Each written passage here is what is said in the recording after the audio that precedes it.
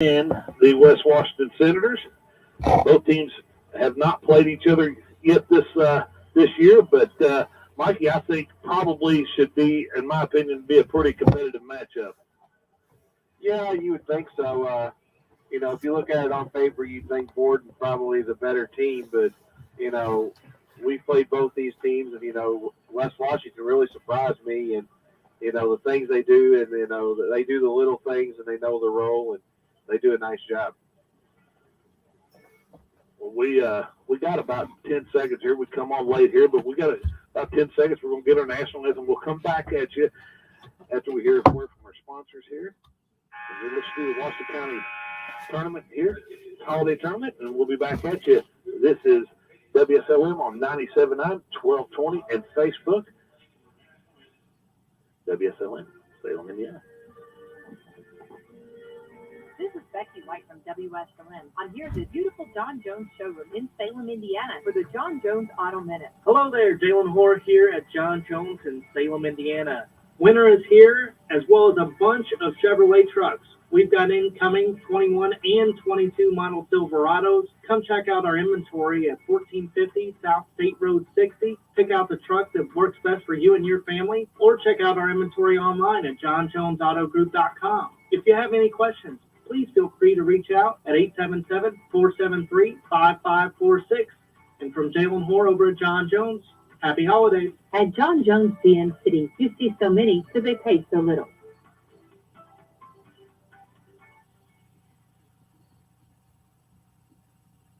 Tis the Christmas season, and it's also the season of bacon at Papa John's. The Bacon Mania lineup is here, and we're celebrating with lots of bacon. Try the new triple bacon pizzas with full slices of bacon baked into the top of the pizza, or try the Parmesan crusted smoky bacon papadilla, or how about the Parmesan crusted smoky bacon papadilla? Order online with Papa Rewards. Stop in today at the corner of Main and Hackberry, or call us anytime at 812-883-3369. Don't forget to give the gift of pizza and bacon this year. And for those hard to buy on your Christmas list, get them a Papa John's gift card and let them make the choice of pizza for Christmas. This is Becky White. All right, welcome back to Salem High School here.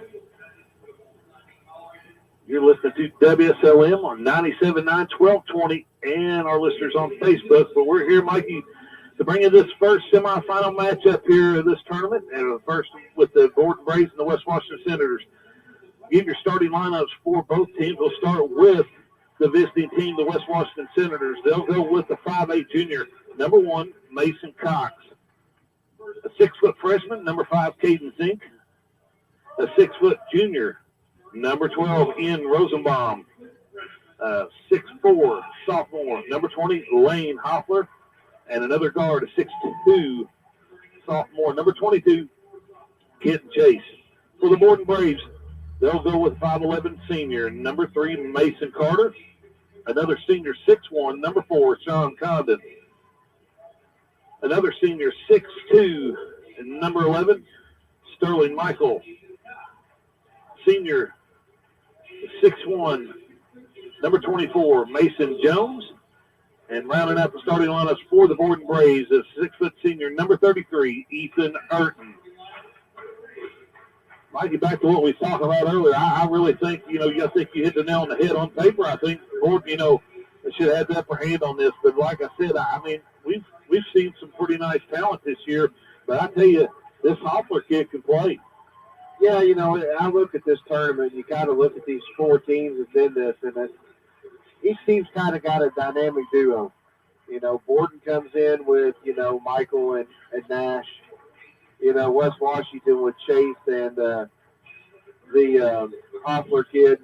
We come in with Cherry and Jones, and, with Salem, you're probably looking at the Hearing and, I don't know who their second will be. We haven't seen them play yet, but I'd say it'd have to be the Bowman, Bowman kid, he played pretty well against us last year. So, I think you look at that. I think the deciding factor in both these games are going to be what the other players do on the floor, besides the dynamic duo, as I'm going to call them this weekend. But well, we're about ready to go here as the referee comes to the middle. It's Hoffler and Michael. The tip is controlled by the Senators. The tip comes off to Kent Chase. Chase will walk it across the timeline. Looks like Borden's going to be in a man-to-man defense here. Chase slides it right. Out top to number 12, Rosenbaum. Back to Chase now. Chase will go to Zink. Zink, just a freshman, Mikey, off to Rosenbaum. Back out top to Cox now. Here's Chase looking for Hoffler. Chase going to penetrate the middle, spin back, go to Rosenbaum. Now to Hoffler in the lane. He'll spin, a little 10-footer, and rolls it in. Well, you can see right out of the gate, Borden's not going to, come outside the three-point line. They're going to pack it in, make them shoot it. Here's Condon to Mason Jones. Jones will slide it right, pull up for a 12-footer, and he knocks it down. 2-2 early on here in the first quarter. Chase will walk it across. He'll hand it off to Cox. Cox now to Zink. Zink out top, gives it off to Hopper on the right wing. He'll pull up for a three and knocks it down. Could be a long night for Borden if he gets going. 5-2. Senators on top. Here's Mason Jones. Jones now off to Carter. Carter out top now. He'll go to the high post to number 33, Erden, and a handoff to Condon, and he lays it in. It's a 5-4 ball game now.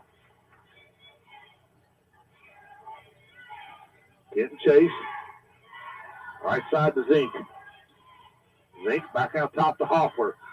High post now to Rosenbaum. Dumps it down to Hoffler. He loses the handle out of bounds. Turnover West Washington. Back to the Braves as Kasem Nash will check in and replace Condon. You can see what West Washington's wanting to do. Often and early, they're trying to get Hoffler going. And, Mason, he's got foul trouble against us being physical like that. He's got to be careful. There's Jones. He'll be shoved out of bounds. It'll be a foul on Mason Cox. That'll be West Washington's first. Cox is first.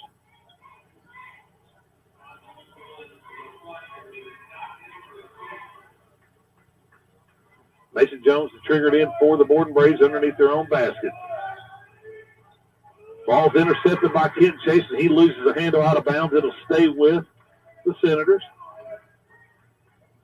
Mason Jones has got a little bit of an advantage on everybody playing the year up here for Salem. Yeah. He's got a good physical build to him, wide shoulders, to play guard. I mean, he basically plays point guard for him. Here's Erden now. Now here's Sterling Michael for three, and he knocks it down. 7-5, Borden Braves on top. Now here's Kent Chase. He'll drive the lane, kick it to the right side. Rosenbaum out top, back to Zink. Zink to Rosenbaum, dumps it down to Hoffler. Hoffler a little fade away and rolls it in. I thought he got bumped too. Yeah, they're very physical with him. They're not calling it.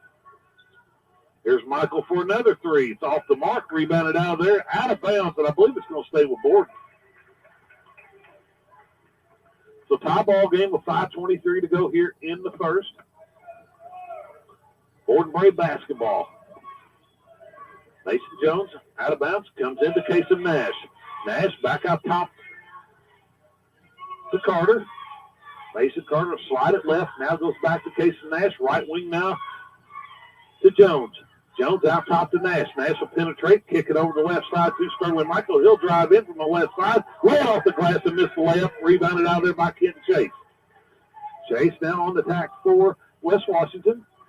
He'll come off to Hoffler, hand it off to Cox. Now Chase.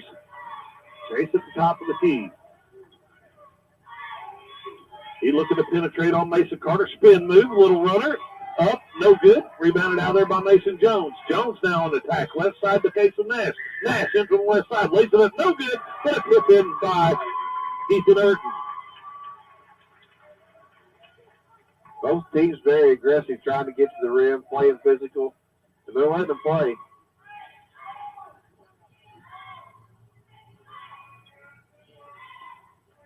I don't know that I've ever seen this officiating crew, Mikey. No. I've seen the guy on the baseline before. Okay. We got a foul on number 3, Mason Carter. Grayson McCoy will check in now. He'll replace Mason Cox. you know, the McCoy kid, don't believe played against us the first time when we played him, you know, so I don't know what he's going to bring to the table. Ball in the Rosenbaum. As Cruz Martin is checked in now for the Borden Braves also. Chase is going to get called for a travel here. Turnover West Washington back to the Braves with 4:04 to go here in the first. Yeah, I don't remember the McCoy name either, Mikey. No. Borden basketball. Here's Jones with a handoff to Casey Nash. Off to Cruz Martin. Moved Martin. High post now here to Sterling Michael. He thinks about it. Now here's Martin for a three. No good. Rebounded out of there by McCoy. Off to Chase. Now the Senators. Right side to Zink. Zink with a three. No good. Rebounded by Hoffler. He rips it out of there. Now off to McCoy. McCoy's jumper. Got it. Well, he can shoot it. And Hoffler can get up. Yeah. 9-9. Tie ball game. Here's Nash on the right side with a little runner up and got it.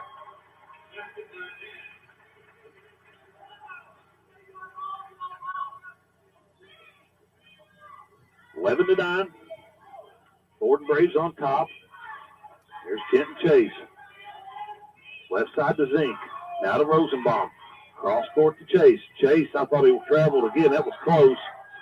Did a charging call on Kenton Chase here.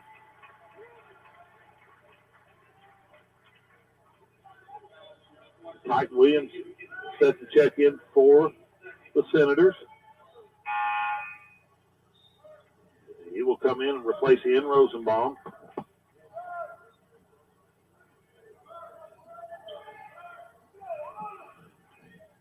Now Jones.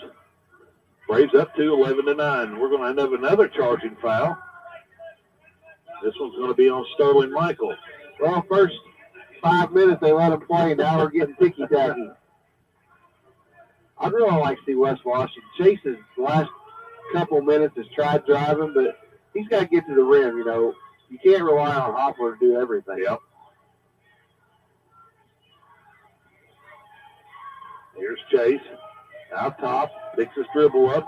Now gives it off to Zink. Over the top to Hoffler. Turnover. Casey Nash comes up with it. Here's Nash on the run. Left side to Mason Jones for a three. No good. Rebounded out there by Hoffler. Lane Hoffler off to Kenton Chase. Here's Chase. Top of the key. Shot fake. Gives it off to Tyke Williams. Loses the handle. Turnover. Mason Jones comes up with it. Here's Jones down the middle. Jump stop. Off the glass. No good. Rebounded out there by West Washington. Here's Titan Williams for a 15-footer, and he knocks it down. We're going to have a record for lead changes and ties, Mike. I hear you.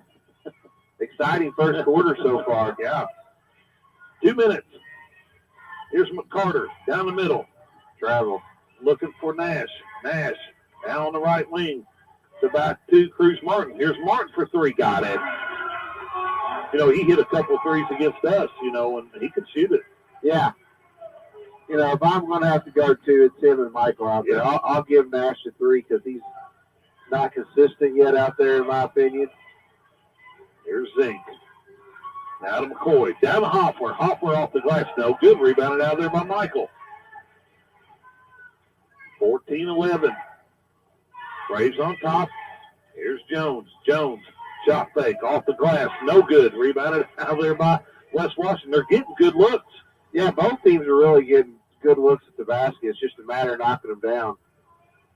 You know, West Washington's got a young team, and, you know, they haven't been in this kind of environment. This is kind of a sectional tournament environment. It is. It really is. The shot by Kenton chases up. He cuts that lead to one for the Borden Braves. Here's Carter. Carter on the left baseline. He'll dribble it back out. Now give it off to Casey Nash. Nash going to attack from the right side. Lays it off the glass and got it.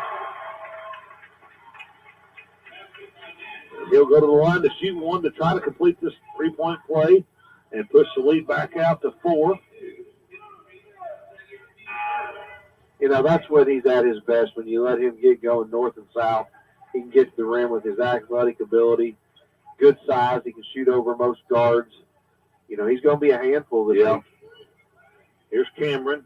He's checked in and he replaces Kenton Chase. Nash at the free throw line with the free throw coming to him. It's up and no good. Rebounded by Hoffler. 42 seconds to go here in the first quarter. 16-13 Borden lead. Ball stolen away. Now here's off to Nash. Nash penetrates down the middle, kicks it over to Cruz Martin. Here's Nash again. Off to Mason. Nash. He'll back it back out. Coach Doc Nash is yelling that direction here. We're down to 20 seconds.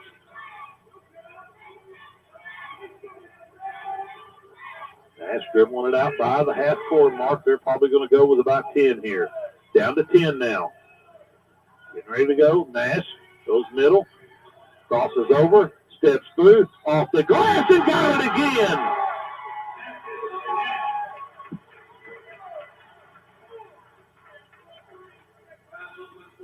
You know, I'm sitting there watching Doc, you know, and I'm Coach Chase, and Casey just makes a heck of a play, and he looks at him, make the free throw. You know, I know where he's coming from. It's never good enough. And he missed the free throw. Well, we're going to have a foul call, I think, Mikey, on Borden. Yeah, pushing the back there. It's going to be on Brady Schuler as Ian Rosenbaum checks back in. 18-13 lead with 1.6 seconds to go. Be West Washington basketball, and they do have to go the length of the court. Rosenbaum to trigger it in. He throws it into Zink. Zink is not going to get a shot off. That'll bring us to the end of the first quarter. Score, the Borden Braves on top of the West Washington Senators, 18-13. We'll take a break here. Word from our sponsors. You're listening to WSLM out of Salem, Indiana.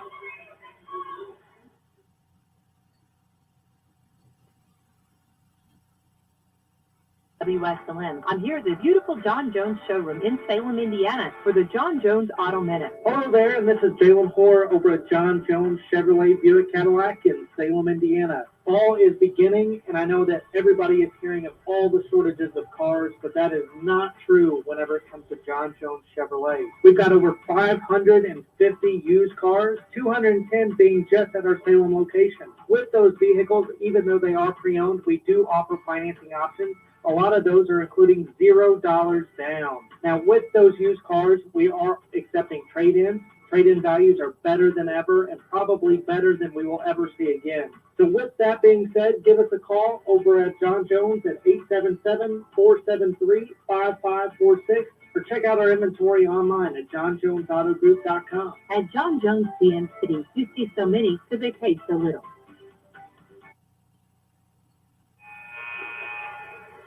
All right, welcome back to Salem High School here. Start of the second quarter between the Borden Braves and the West Washington Center to be Borden basketball. Start this second quarter. Mikey, pretty up and down quarter there to start this game. It really was. You know, we thought it would be a good ball game, and it has turned out to be so far. Here's Cruz Martin at the top of the key, steps through, kicks it out to Mason Jones. He'll let three go, and he buries it.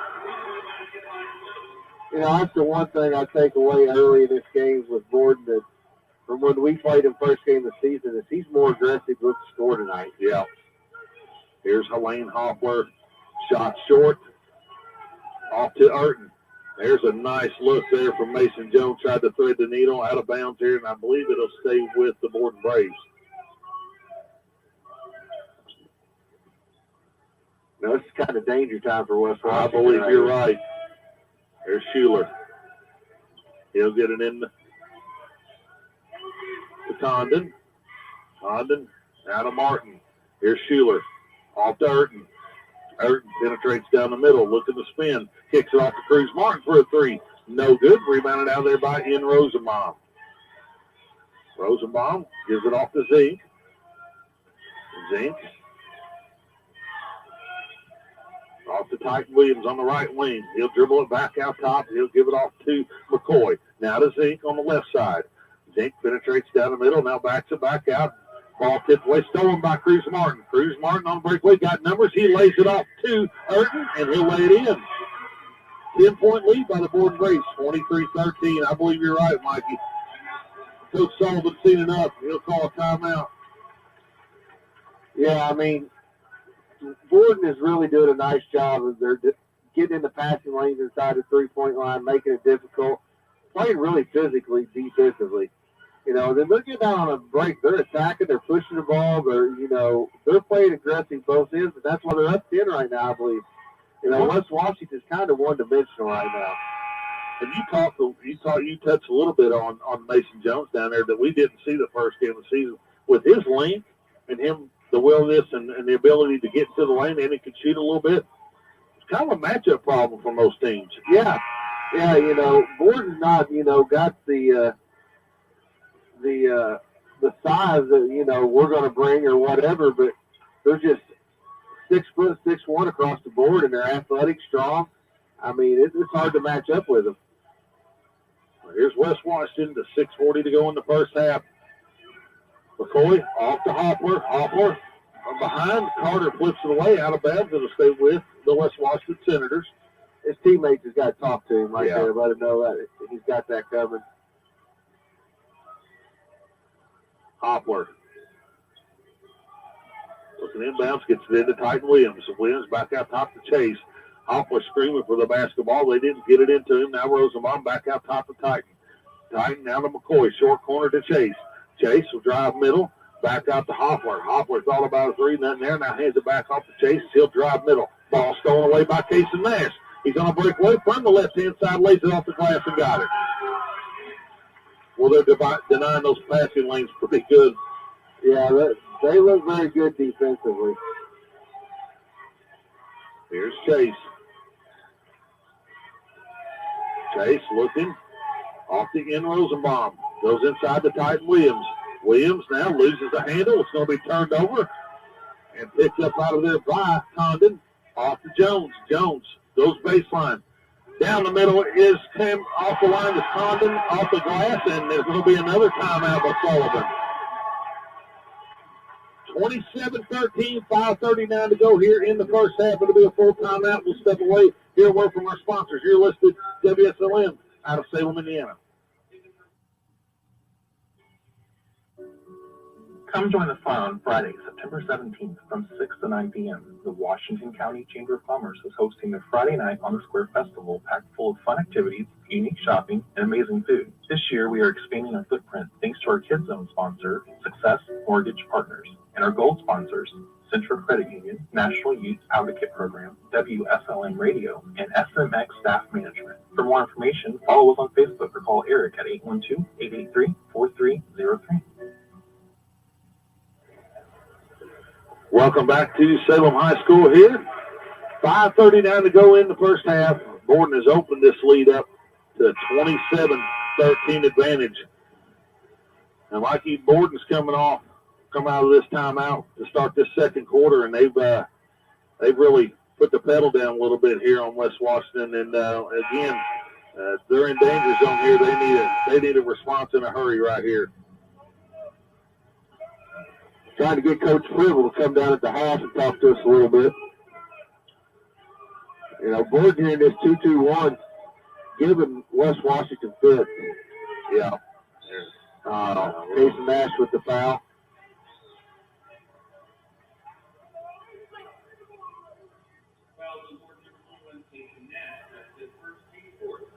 Team's fourth foul. Nash is first. Rosenbaum to trigger it in for the Senators. He'll throw it in the backcourt here to Kenton Chase. Chase now walking across. Hand off to Hopler. Now to number 3, Cameron. Cameron off to Chase. Chase looking to penetrate. Spin move. Lays it up and got it. That's a nice move, Mikey. And that's what he did when we played him. That's what he's got to continue to do. 27-15. Here's Mason Jones of the Borden Braves. Here, he'll step back and launch a three and buries it. He's feeling it tonight, Mikey. This Jim, he's played in it. 30-15. Chase. Off to Rosenbaum. Off to Hopler. Hopler backs it back out. Gives it off to Cameron. Right side to Rosenbaum. They got to get some movement on those reversals, Mikey. Yeah, I mean, but like I said, they're looking for Hopper so much that nobody else is doing anything.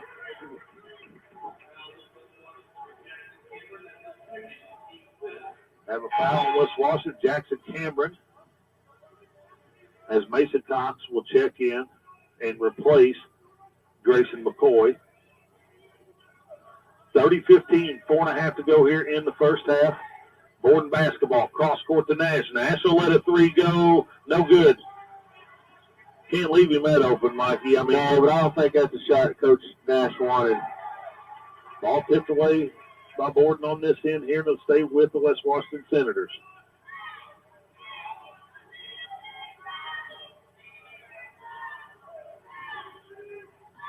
Hopper to trigger it in for the West Washington Senators here underneath their own basket. He'll get it into Mason Cox. Out top to Cameron now. Here's Hopper. Hopper going to work, dumps it down to Rosenbaum. Off the glass, missed it. Rebounded out there by Mason Carter. Carter up ahead to Jones. Jones is going to let three more go. No good. Rebounded by Cameron. Off to Kenton Chase. Here's where I think they need to run, Mikey. Yeah. There's Chase. Off the glass. No good. Rebounded by Jones. Up ahead here to Sterling Michael. Michael penetrates middle. Goes to work on Hopper. Goes off the glass. No good. And Hopper pulls it out of there. Down to 3.5 to go here in the first half. Kenton Chase. Off to Cox. Back out to Chase on top. Gets a screen from Rosenbaum. Chase will let three go. Nah, no good here. As Jones comes out with it. Up ahead to Mason Carter. He tries to lay it up. No good, but Condon comes out there with it. Backs it out to Sterling Michael. Now Nash and Jones will set it up again. Nash to Carter on the left wing. Back out top to Nash. Right side to Sterling. Sterling to Mason Carter. Left wing to Mason Jones. Jones back to Carter. Carter down the middle now. Off to Nash. Nash will drive middle. Off to Michael. Sterling Michael for three. No good. Rebounded out there by Casey Nash. Nash will drop it back out to Sterling Michael. 2:40 to go here in the first half. Now Carter. High post to Condon. Condon off to Mason Jones. Now here's Casey Nash. Borden showing a lot of patience here. Now Jones out top. Goes to Mason Carter on the right baseline. Now Nash off to Jones. Jones penetrates. Goes up. No good. Rebounded out there by spot four. And I think we're going to have a jump ball. And it'll go to the West Washington Senators.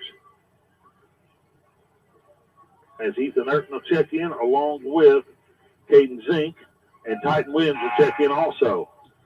You know, Borden took about 45 seconds or more. I mean, the consistency in the motion, I mean, everybody moving all the time. I mean, it becomes tough to guard. I was thinking they're going to get a layup out of this thing sooner or later. Yeah. The pressures just really give West Washington fits. Here's Lane Hoffler. Hoffler looking in trouble. Gives it off to Cox. Now on top to Zink. Zink. And gives it off to Hoffler. Hoffler struggles. He'll pull up for a 15-footer, knocks it down. That's a tough shot, Mikey. Yeah, and you can see the frustration in him as they are really physical and hounding him. They're going to nail Hoffler for a foul. I thought there wasn't a lot there. Maybe the first time if he'd have went up without shot faking. I like the guy with a little bit of lower body and then, you know, wasn't vertical straight up, broke the plane.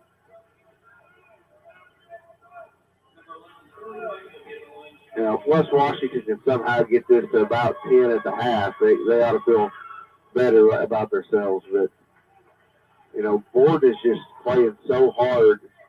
Defensively, you know, I don't know that West Washington's seen defense like this so far this season.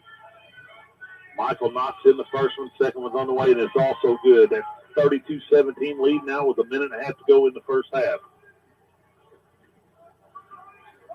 Ball's off to Cox. Now goes back to Titan Williams. To Cox. Cross court here now to Cameron. Cameron being trapped. Dumps it off to Williams. Cross court now. It's all going to be tipped away, and I believe it's going to be turnover back to Borden.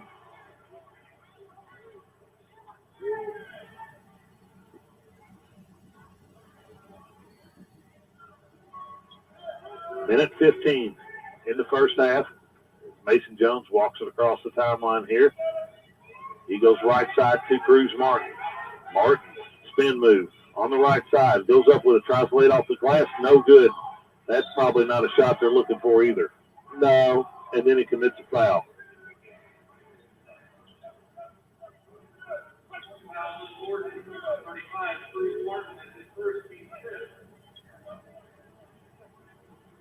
West Washington basketball. We're at a minute to go here in the first half. Cameron back to Williams. Now Hoffler. Up ahead here to Cox. Cox in from the right side. Step through, lays it off the glass and got it. Here's Michael. Sterling.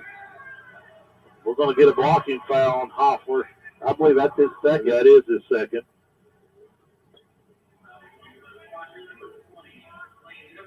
Casey Nash will check in now for the Borden Braves and send Sterling Michael back to the line to shoot two more.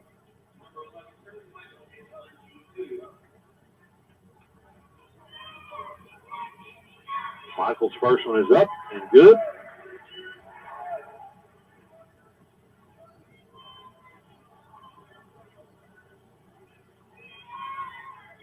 Sterling has one more coming to him. He lets it fly, and it is also good. That pushes the lead out to 15 with 43 seconds to go here in the first half.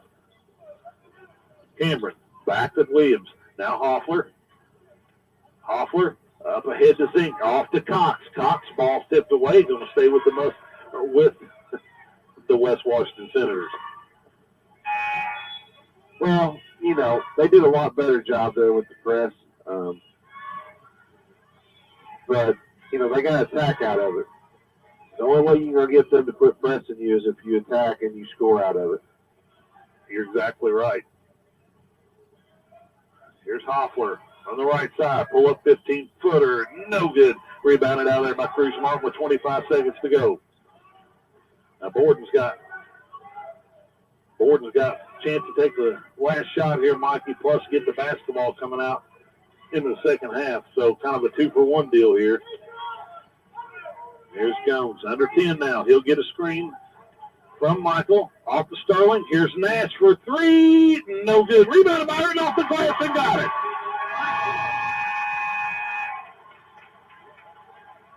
Excuse me, Sterling Michael with the tip in right at the buzzer.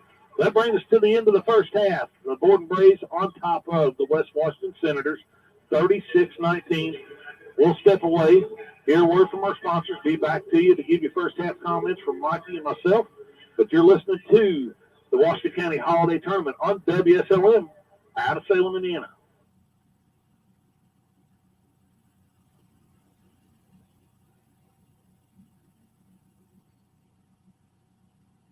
It's time for the Commissioner's Corner, an exclusive weekly conversation about Indiana high school sports with the Commissioner of the IHSAA, Paul Neidig. Now for an up-to-the-minute report about what's happening in the constantly changing world of high school sports, here's Coach Bob Lovell with Commissioner Paul Neidig. Welcome back, everyone. It's our weekly conversation with the Commissioner of the IHSAA, Paul Neidig. And Paul, it's holiday time, and man, oh man, you know, it's wrapping up that first semester. You're wrapping up things. You're getting ready to go out.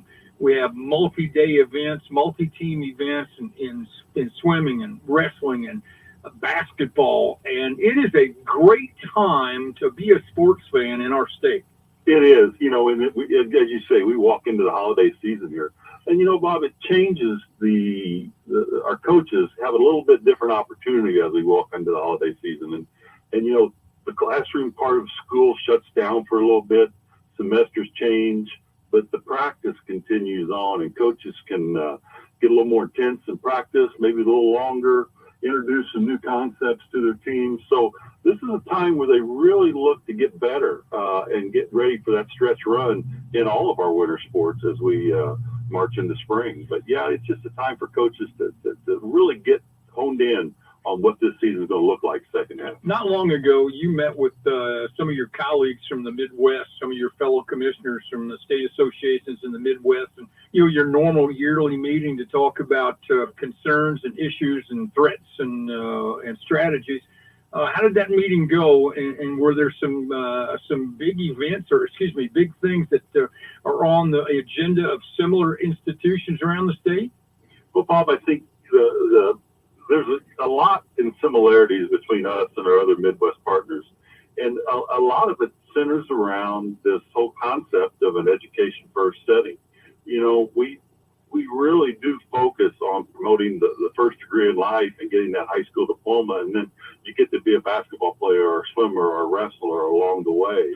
And, everything's changing around us, even youth sports are not education based. And I think what we do is so important, not only because it develops young men and women, but it also promotes the education. And these kids have to be educated. So when they come back to these communities, they're giving back the same way that coaches and people in those communities are giving back today. And then keeping that in the forefront is something that everybody is really focused on. And we talked a lot about the name, likeness, and image, and how that is what that looks like nationally at the collegiate level, and then what's the high school conversation around that. And we're still everybody's trying to feel their way through that. Talked a lot about there's no question that the transfer portal is an athletic first process now, but there's some influence of that starting to creep into the high school venue. And I've got some pretty strong opinions on. I don't think that promotes what's best for high school athletics across the state, and other Midwest commissioners in my role feel the same way. I look at it from an accountability standpoint. When you're at high school or college, there's accountability, and there's accountability all the way up and down the ladder. You're accountable to someone. There's oversight at every part of this. Whereas in youth sports, it depends on who you talk to or where you are, and there's virtually no accountability, or there doesn't have to be. That's exactly right. And it's an athletic first system, and while that's important for development along the way, I just don't think it's best for every kid. And as we've often said, Bob, our decision has to be focused on the last kid who's makes the roster of a team. They can't be focused on just the best kids on those teams. He's the commissioner of the IHSAA. It's Paul Neidig. This is our weekly conversation about all things IHSAA related. Merry Christmas to you and your wife, and to the staff and all of our member institutions, Paul. Thank you so much. Have a safe holiday. And the same to you and your family and the radio family across the network. We appreciate everything everybody does to promote high school athletics across this great state. Thanks a lot, Paul. Thanks for listening to the Commissioner's Corner with IHSAA Commissioner Paul Neidig and Coach Bob Lovell. And thank you for your continued support of the You're listening to the Eastern Lady Musketeers. This is Becky from Salem. I'm here at the beautiful John Jones showroom in Salem, Indiana for the John Jones Auto Minute. Hello there, Jalen Hoare here at John Jones in Salem, Indiana. Winter is here, as well as a bunch of Chevrolet trucks. We've got incoming 21 and 22 model Silverados. Come check out our inventory at 1450 South State Road 60. Pick out the truck that works best for you and your family, or check out our inventory online at johnjonesautogroup.com. If you have any questions, please feel free to reach out at 877-473-5546. And from Jalen Hoare over at John Jones, happy holidays. At John Jones GM City, you see so many because they pay so little.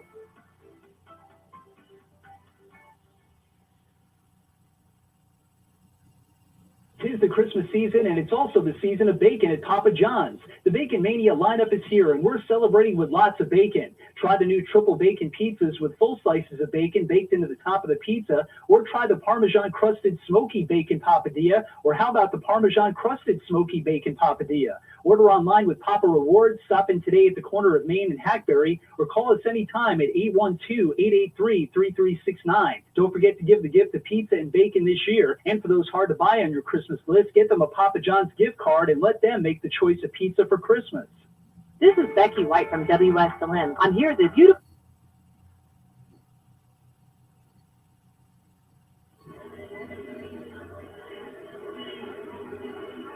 All right, welcome back to Salem High School here. We're at halftime of the first semifinal game between the Borden Braves and the West Washington Center. Halftime score of this game is 36-19. The Borden Braves on top.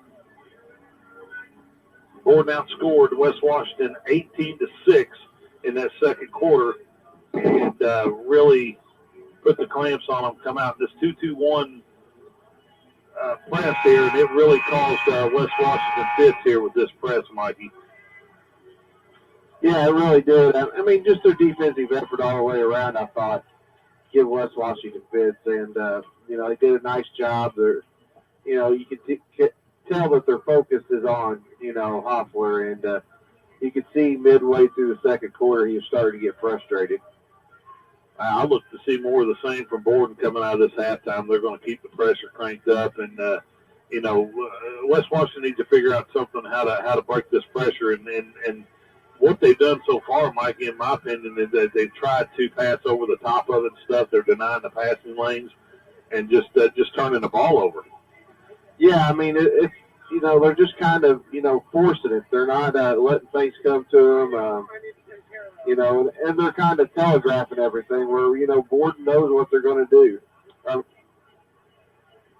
And I'll tell you, that first half, I was really, really impressed with the way, Mason Jones, you kind of expected it out of Sterling Michael with the way he responded in that first game that they played. He kind of carried them in that game against us early in the season here. And you didn't hear a lot about it, Jones and Nash, but them two have kind of filled that void in for the tonight and have really stepped up. Yeah, they really have. And, I think Borden's coming into this tournament with something to prove.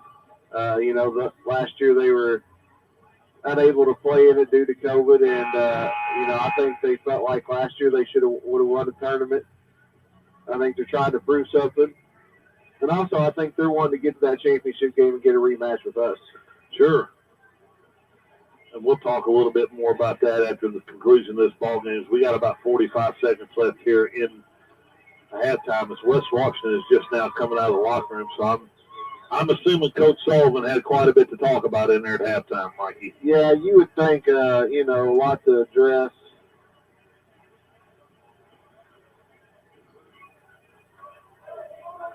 We'll talk a little bit about what's going on here around here.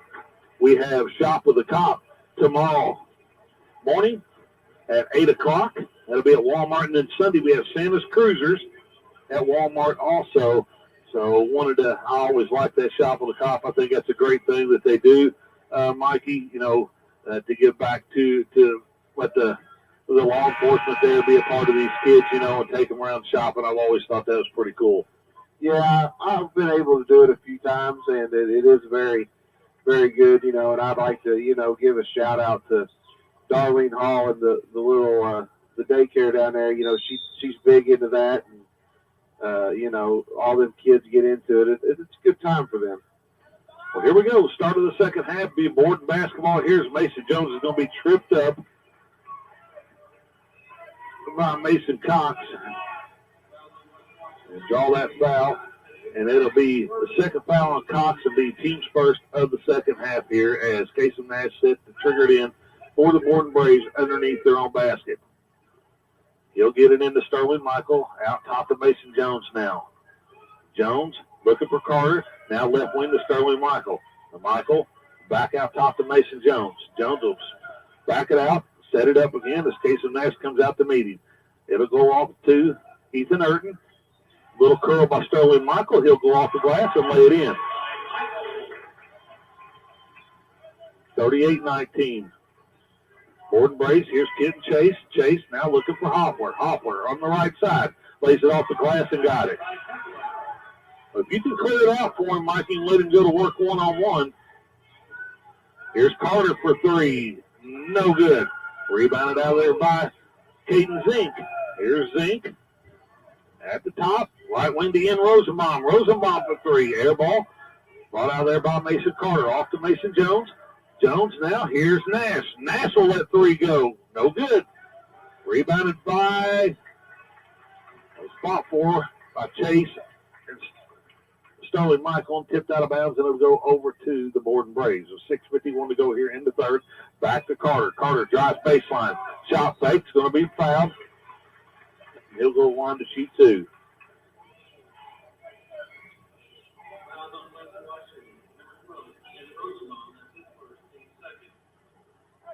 I think that three Mason Carter took down there just a minute ago, Mike, he might have been the first shot he's taken all night. Yeah, you know, and I think it wasn't a shot that he really needed to take. I think it was one that, I ain't shot yet tonight. I got to get one up. As Carter's first free throw goes through.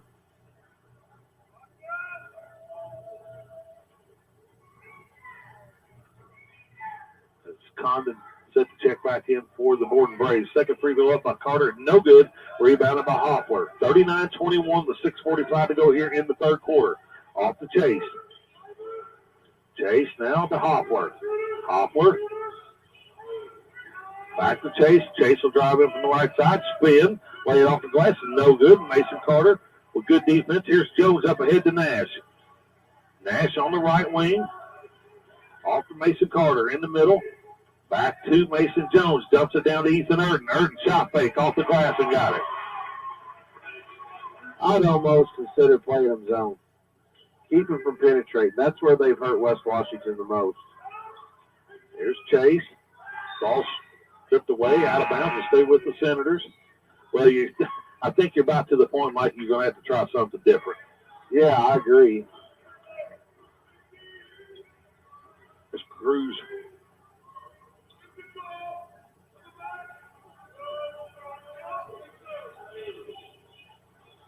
Here's Hoffler. Right wing to McCoy. Dump down to Hoffler. Hoffler spin. 15-footer. Got it. That's a tough shot. I think Coach Nash was even complimenting a little bit on that defense. And here's Nash for another jumper, and he got it.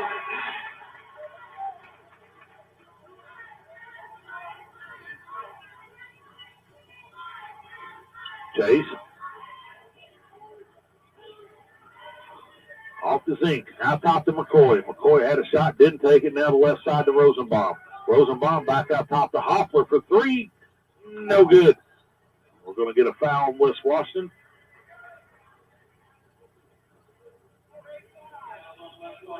Cruz Martin set to check in for the Borden Braves. He'll replace Mason Jones. 43-23, 5:21 to go here in the third quarter. Borden Braves on top.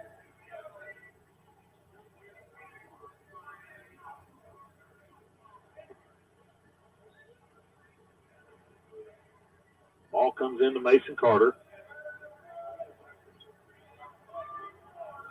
Carter across to Condon. Now Cruz Martin on the left wing, back out top to Mason Carter. Carter off the case of Nash, right wing to Cruz. Martin back out top to Sterling Michael, left side to Condon. Condon looking for Nash. Nash shot fake back to Condon on the left wing. Cross court to Sterling Michael. Shot fake down the middle of the lane. Lays it off the glass and got it.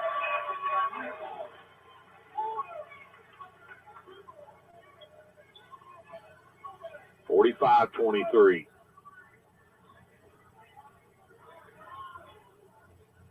Here's Chase. Off to Zink. Zink down the middle. Lays it up off the glass. No good. And we're going to get a foul on Hoffler, and I believe that's his third, Mikey. Yeah. Brady Schuler set to check in for the Borden Braves. I believe he'll replace Casey Nash.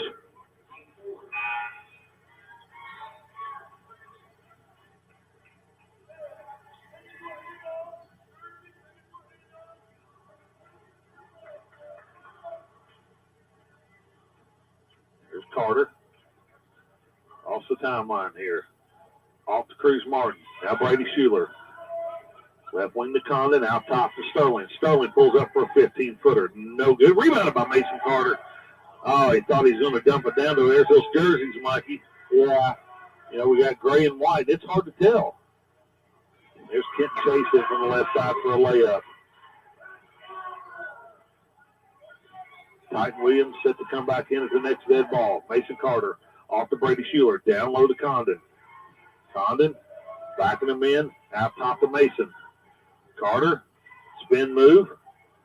Jump stop, loses a handle. Now out to Sterling Michael for three. And he rolls it in.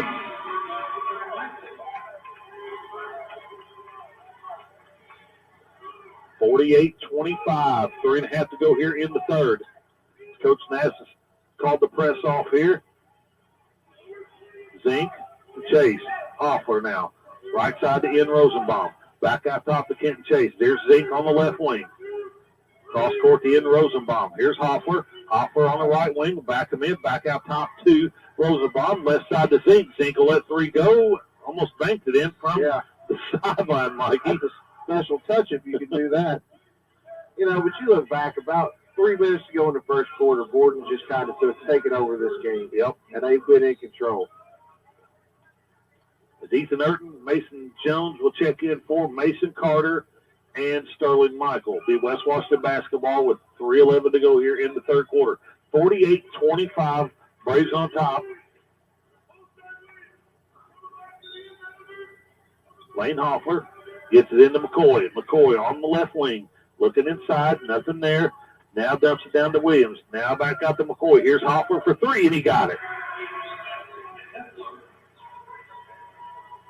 20-point lead now, 48-28. Condon, left side to Martin. Martin drives baseline. Dumps it down to Ethan Urton, off the glass, and got it. Bruce Martin kind of made something out of nothing on that play. Yeah, he got lucky there. Hoffler to Chase, right wing to Ian Rosenbaum. McCoy, right baseline, dumps it down to Chase. Chase in trouble, back out top to McCoy. Now Rosenbaum. Rosenbaum to Williams. Williams going to attack. Now back to Rosenbaum. Rosenbaum lets three go, and he got it. And cuts the lead to 19 with 2 minutes to go here in the third quarter. Mason Jones down the middle of the lane. Shot fake. Ball blocked by McCoy, and he'll get it off to Kenton Chase. West Washington on a little bit of a run here. Chase off to Rosenbaum again for a three. No good. That'd have been big if that had fell, Mike. Yeah. Ball come up, fell right in the hands of Condon, and he lays it off the glass and got it. That pushes it back out to a 19-point lead. Coach Nash wants a timeout. It'll be a full timeout. You're listening to WSLN out of Salem, Indiana.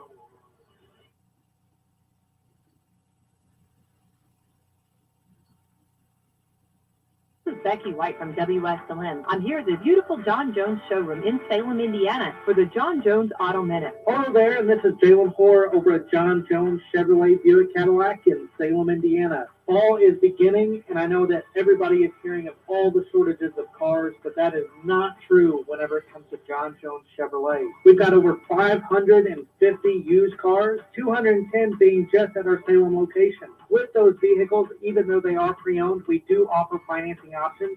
A lot of those are including $0 down. Now, with those used cars, we are accepting trade-in. Trade-in values are better than ever and probably better than we will ever see again. So with that being said, give us a call over at John Jones at 877-473-5546 or check out our inventory online at johnjonesautogroup.com. At John Jones CMC, you see so many, so they pay so little.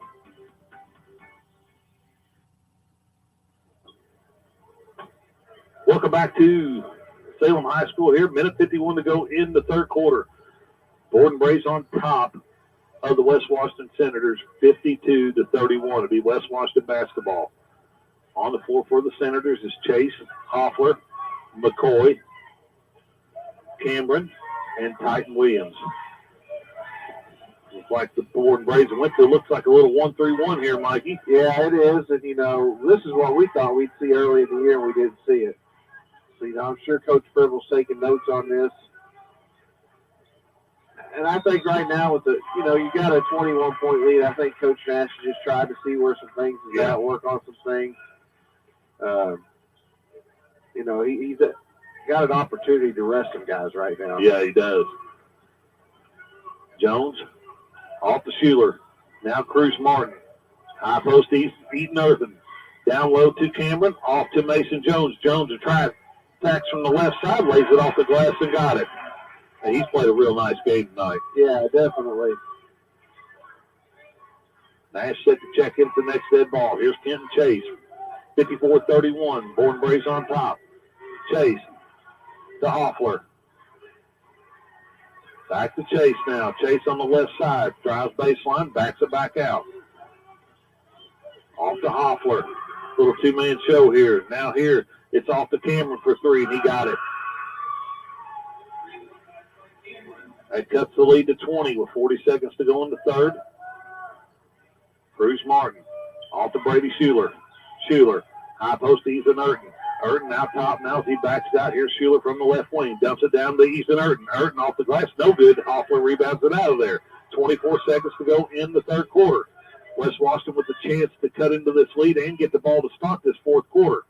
Here's Cameron from the baseline. Back out top to Chase. Down to 13. He'll drive down the middle. Dump it off to McCoy with a little 10-footer, and he got it. I don't think Doc will stay in the 1-3-1 much longer. Down to 3 seconds. Here's Jones for a long three, and he buries it. So just like that, Mikey, when you think West Washington's got a little bit of a run here, yeah. Jones comes down and daggers them right at the horn. So I don't know if you've seen it, but he just hit that one. Comes to the bench and taps Doc on the rear end and smiles and gives him a wink and sets on down. You know he's got things going tonight when he does that kind of stuff. Oh, yeah. So. But we'll keep it here, Mikey. 57-36 here in this third quarter. We've got one quarter to play, and you just wondered back to what you was just talking about, how much longer does he play his starters? And yeah, I mean, you got a comfortable lead. I think you still play him, but I think you play him, with the one or two starters with some of your bench, give them some playing time. Last thing you want to do is get somebody hurt. As you can see, Mason Jones is already being attended to where he took a shot to above his eye, but, and it's an opportunity to kind of work on some things. I don't know how much Doc wants to show his hand for tomorrow night, though. I've been really impressed with Borden this evening. I mean, they've played a nice ball game tonight. Yeah, they have really improved since the first time we played them. I knew that, more than likely you would say they would win this ball game tonight, but they are a completely different team in my opinion. Absolutely. Well, here we go to start this fourth quarter, West Washington basketball. 57-36, 21-point lead by Borden. Here's Hoffler from the right wing. He's looking inside now. He'll throw it back out top to Kenton Chase. Chase now, dribble it left. Go to Cameron on the baseline. Back to Chase now. Chase back to Cameron. Cameron's going to let three go, and he knocks it down. He's come in and give good minutes, Mikey. Yeah, and he did that when we played him the first time, but, you're down 18. I don't know why West Washington's not pressing, trying to do something here. Now, I can promise you that's not the shot that Doc Nash wants right there. 7:22 to go. Lead back down to 18 here. West Washington basketball. Kent Chase. Chase now. They got to get something going in a hurry here, Mike. You can't be burning a lot of time off the clock here now. No, they really can't. Chase. Borden still in the zone. Here's Hoffler for three more, and he knocks it down. I tell you what, he can flat out play. Yeah, he can flat out play. And they got, when they move the basket, they cut it to 15. They can get this to about 10 with 4 to go. They got to give themselves a shot. Now they went to zone now. That's why you coach, Mike. You called that one about 2 quarters ago. Well, here's Cruz Martin on the left wing. Back out top to Condon. Condon, left side to Kasem Nash. Nash back to Sterling Michael out top. Back to Nash. Nash will let three go. No good. Rebounded by Mason Carter, and he lays it in. That's unfortunate for West Washington right there. Yeah, it really is. Here's Titan to Chase. Left wing to Cameron. Back out to Kenton Chase. Chase drives middle. Backs it back out. As he'll go to Wayne Hoffler. Hoffler. Cross court to Kenton Chase. West Washington taking too much time here. Yeah. Here's Cameron. He won't wait around, and he'll knock it down again. That's 14, Mikey. We're down to just 6 minutes to go. The bad thing is being down 14, Borden can really just take time off the clock with this zone. That's why I was a little surprised by the shot down here earlier this last possession by Borden. Here's Cruz Martin out top. Now to Mason Carter. Now they're going to have to come out and guard him. Left wing to Michael. Baseline to Cruz Martin. Back to Michael. Now Mason Carter. Carter out top. Off to Casey Nash. Here's Sterling Michael. Thought about a three. Now Carter. Here's Cruz Martin for three. No good. Rebounded by Casey Nash, and he'll be fouled on the ground. That'll be, I believe, the 15th foul on West Washington as Mason Jones and Jacob Robinson check in for Condon and Cruz Martin.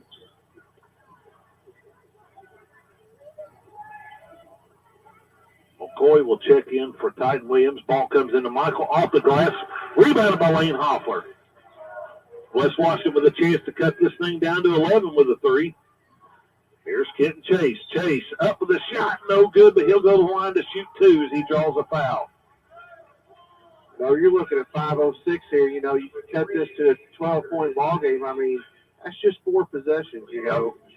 But West Washington started spacing the floor, you know, moving the basketball, not dribbling so much, and, you know, they've got open shots to knock them down.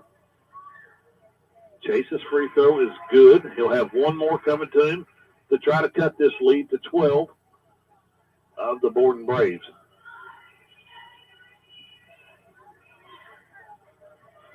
Chase eyes a second one. It's on the way and it's no good. We're going to have a lane violation on Borden here, so it'll send Chase back to the line here to get another chance to hit this free throw.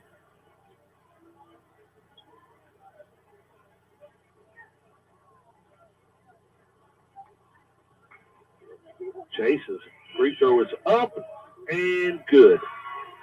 59-47. Borden Braves on top. Here's Carter. Carter on the left wing. Goes the high post to Jones. Here's Sterling Michael. He'll let three go, and he knocks it down. 62-47. Good answer by the Braves there. Here's Chase with a runner. He's going to get called for an offensive foul as Mason Jones steps in there and takes it.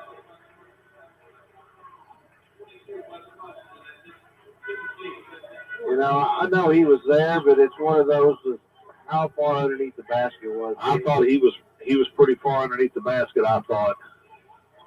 Under 5. Borden Brave basketball off to Carter. Carter. Off to Robinson. Now Nash on the left side. To Jones. Jones cross court to Michael. Back across here to Casey Nash. Now Mason Carter on the left baseline. Here's Jones. Back out top to Robinson. Sterling thought about a three. Nothing there. Robinson left wing to Mason Carter. Carter dumps it into Jones. Jones goes off the glass and got it. I think he's well on his way to a career night. Yes.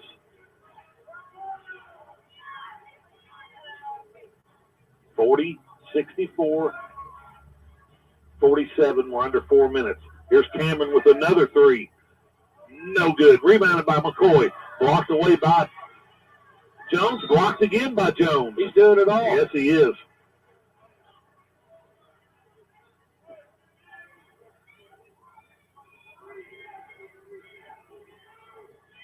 So 17-point lead here for the Borden Braves.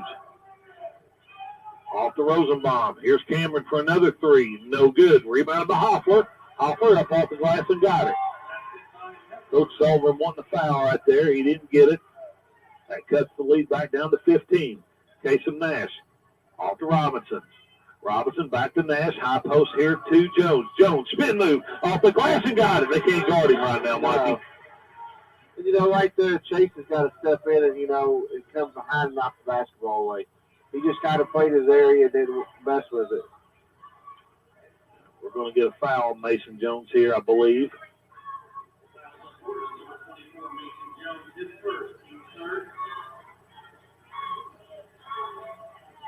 West Washington basketball. Hoffer triggered in. Here's Rosenbaum on the right baseline. Back outside to Cameron. Here's Hoffler for three more, and he knocks it down.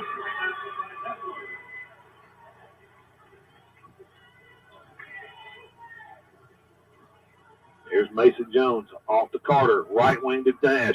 Nash on the baseline. Steps back for a 15-footer. No good. Rebounded out there by Lane Hoffler. There's Kenton Chase to Rosenbaum on the right wing. Back to Chase. Chase being guarded by Casey Nash. Here's Hoffler out top now.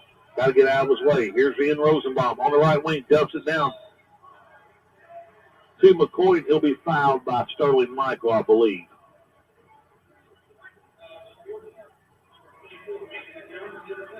Here's a chance here, Mikey, to cut this thing to 11. It's getting late.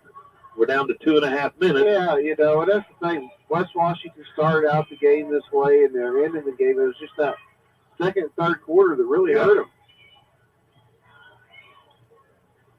Ball comes into Rosenbaum on the right baseline. He'll fire it out to Cameron. High post to McCoy. Back to Cameron. Cameron cuts the defense. Nothing there. Lays it back up by McCoy. No good. And rebounded by Casey Nash.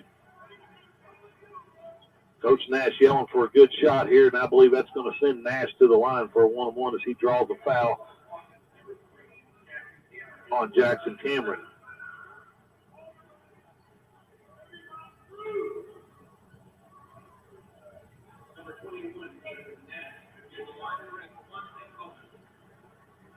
.2:17 to go in the contest. 66-52 lead by Borden here with Nash at the line to try to add to it.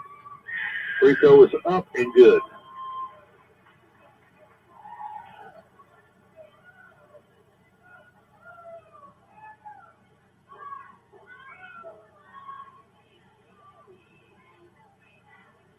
Nash's second free throw is also good. Back out to 16. 2:17 to go. Somebody's going to have to start shooting to Mikey in a hurry. And here's Cameron. He'll let another three go. No good. Rebounded out there by Cruz Martin. Up ahead to Mason Carter. Tipped away by Cameron. It'll stay with the Borden Braves.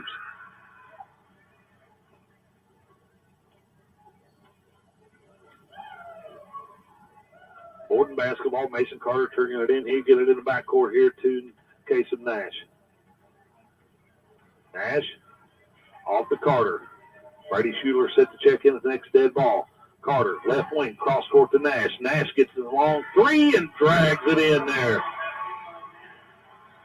Rattled it home. Back out to a 19-point lead, 71-52. Kenton Chase now. Chase to Hoffler. Hoffler down the middle, step back, 15-footer, and buries it. I mean, you can have a hand in his face, and he's still not down. 71-54, timeout. Coach Nash, as he wants to talk about it, with 1:23 to go in the ball game.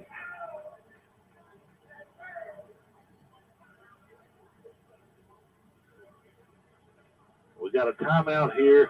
I think Coach Nash just wanted a timeout to get some subs in the ball game here. Oh, okay. Be a 30-second timeout.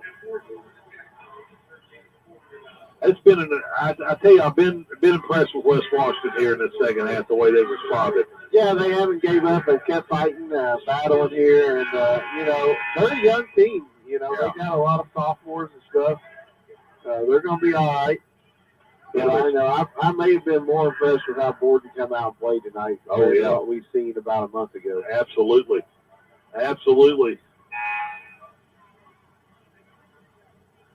So Borden Brave basketball here. 1:23 to go. Ball comes into Robinson. Robinson off to Cruz Martin. Cruz Martin loses the handle out of bounds, and it'll go over to West Washington. Well, we got hunting blinds and everything set up over here in the West Washington student section. West Washington basketball. Kenton Chase off to Cameron. Cameron down the middle. Now Hoffler. Back to Chase. Chase down the middle. Going to be fouled by Brady Schuler. And I don't think it'll be a shooting foul, Mikey. I'm not sure.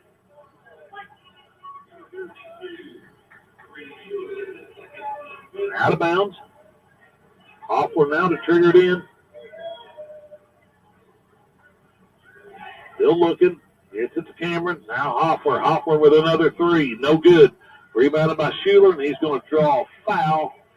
Probably on Kenton Chase, and I think that's going to be all for Kenton Chase tonight, Mikey. Well, a minute or two. You got to give West Washington credit. You know, they battled.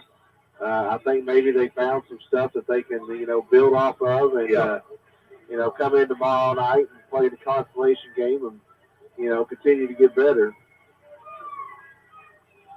So I've always thought that this, year in, year out, this tournament is so competitive, The boys' side, it always has. It's always been competitive. Yeah, it's a fun tournament. It's a good tournament for the county.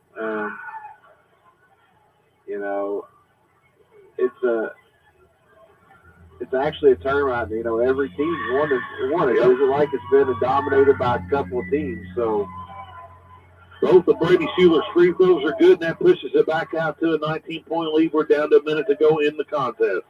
Here's Hoffler. Hoffler, step back, drives the lane, puts it up, no good. Rebounded by Brady Schuler. Ball tipped away by Cameron, stolen. Back to Hoffler. Now here's Ian Rosenbaum. He'll drive baseline, dump it off to number 24, Titan Williams for two. Not sure what we got here. Looks like a foul.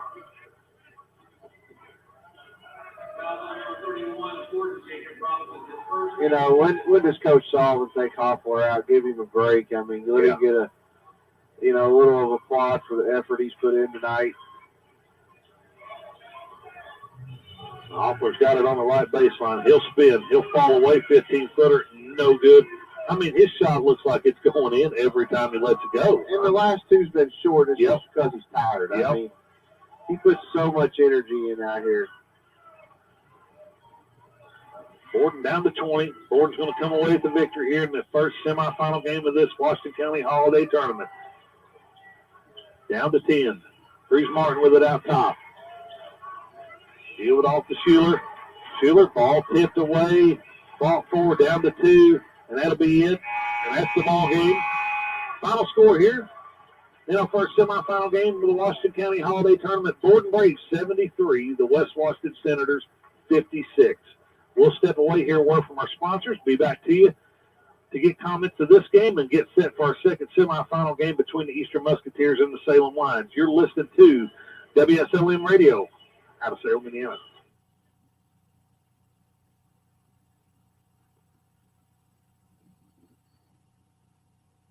It's time for the Commissioner's Corner, an exclusive weekly conversation about Indiana high school sports with the Commissioner of the IHSAA, Paul Neidig. Now for an up-to-the-minute report about what's happening in the constantly changing world of high school sports, here's Coach Bob Lovell with Commissioner Paul Neidig. Welcome back, everyone. It's our weekly conversation with the Commissioner of the IHSAA, Paul Neidig. And Paul, it's holiday time, and man, oh man, it's wrapping up that literally that first semester. You're wrapping up things. You're getting ready to go out.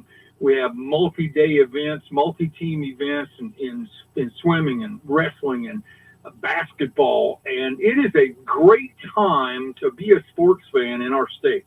It is, and as you say, we walk into the holiday season here. And, Bob, it changes our coaches have a little bit different opportunity as we walk into the holiday season. And the classroom part of school shuts down for a little bit, semesters change, but the practice continues on, and coaches can get a little more intense in practice, maybe a little longer, introduce some new concepts to their teams. So this is a time where they really look to get better and get ready for that stretch run in all of our winter sports as we march into spring. But, yeah, it's just a time for coaches to really get honed in on what this season is going to look like second half. Not long ago, you met with some of your colleagues from the Midwest, some of your fellow commissioners from the state associations in the Midwest, and your normal yearly meeting to talk about concerns and issues and threats and strategies. How did that meeting go? And were there some big events big things that are on the agenda of similar institutions around the state? Well, Bob, I think there's a lot in similarities between us and our other Midwest partners. And a lot of it centers around this whole concept of an education-first setting. We really do focus on promoting the first degree in life and getting that high school diploma, and then you get to be a basketball player or a swimmer or a wrestler along the way. And, everything's changing around us. Even youth sports are not education based, and and I think what we do is so important, not only because it develops young men and women, but it also promotes the education. And these kids have to be educated. So when they come back to these communities, they're giving back the same way the coaches and people in those communities are giving back today. And then keeping that in the forefront is something that everybody is really focused on. And we talked a lot about the name, likeness, and image, and how that is what that looks like nationally at the collegiate level, and then what's the high school conversation around that. And we're still everybody's trying to feel their way through that. Talked a lot about there's no question that the transfer portal is an athletic first process now, but there's some influence of that starting to creep into the high school venue. And I've got some pretty strong opinions on. I don't think that promotes what's best for high school athletics across the state, and other Midwest commissioners in my role feel the same way. I look at it from an accountability standpoint. When you're to high school or college, there's accountability, and there's accountability all the way up and down the ladder. You're accountable to someone. There's oversight at every part of this. Whereas in youth sports, it depends on who you talk to or where you are. There's virtually no accountability, or there doesn't have to be. That's exactly right. And it's an athletic first system, and while that's important for development along the way, I just don't think it's best for every kid. And as we've often said, Bob, our decision has to be focused on the last kid who's makes the roster of a team. They can't be focused on just the best kids on those teams. He's the commissioner of the IHSAA. It's Paul Neidig. This is our weekly conversation about all things IHSAA related. Merry Christmas to you and your wife, and to the staff and all of our member institutions, Paul. Thank you so much. Have a safe holiday. And the same to you and your family and the radio family across the network. We appreciate everything everybody does to promote high school athletics across this great state. Thanks a lot, Paul. Thanks for listening to the Commissioner's Corner with IHSAA Commissioner Paul Neidig and Coach Bob Lovell. And thank you for your continued support of the high schools in your community. You're listening to the Eastern Lady Musketeers Sports Network on WSLM 1220 AM with Mikey Batt and Wes Drury. You'll hear all the live action tonight on the radio, along with live streaming on Facebook, Twitter, and YouTube. It's game time, and we're ready for the tip-off here on WSLM. This is Becky White from WSLM. I'm here at the beautiful John Jones showroom in Salem, Indiana for the John Jones Auto Minute. Hello there, Jalen Hoare here at John Jones in Salem, Indiana. Winter is here, as well as a bunch of Chevrolet trucks. We've got incoming 21 and 22 model Silverados. Come check out our inventory at 1450 South State Road 60. Pick out the truck that works best for you and your family, or check out our inventory online at johnjonesautogroup.com. If you have any questions, please feel free to reach out at 877-473-5546. And from Jalen Hoare over at John Jones, happy holidays. At John Jones GM sitting 50 so many so they pay so little.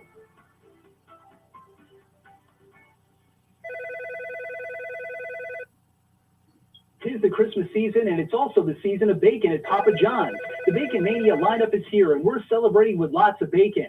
Try the new triple bacon pizzas with full slices of bacon baked into the top of the pizza, or try the Parmesan crusted smoky bacon papadilla, or how about the Parmesan crusted smoky bacon papadilla? Order online with Papa Rewards. Stop in today at the corner of Main and Hackberry, or call us anytime at 812-883-3369. Don't forget to give the gift of pizza and bacon this year. And for those hard to buy on your Christmas list, get them a Papa John's gift card and let them make the choice of pizza for Christmas. This is Becky White from WSLM. I'm here at the beautiful John Jones showroom in Salem, Indiana for the John Jones Auto Minute. Hello there, and this is Jalen Hoare over at John Jones Chevrolet Buick Cadillac in Salem, Indiana. Fall is beginning, and I know that everybody is hearing of all the shortages of cars, but that is not true whenever it comes to John Jones Chevrolet. We've got over 550 used cars, 210 being just at our Salem location. With those vehicles, even though they are pre-owned, we do offer financing options A lot of those are including $0 down. Now, with those used cars, we are accepting trade-ins. Trade-in values are better than ever and probably better than we will ever see again. So with that being said, give us a call over at John Jones at 877-473-5546 or check out our inventory online at johnjonesautogroup.com. At John Jones CN City, you see so many, so they pay so little.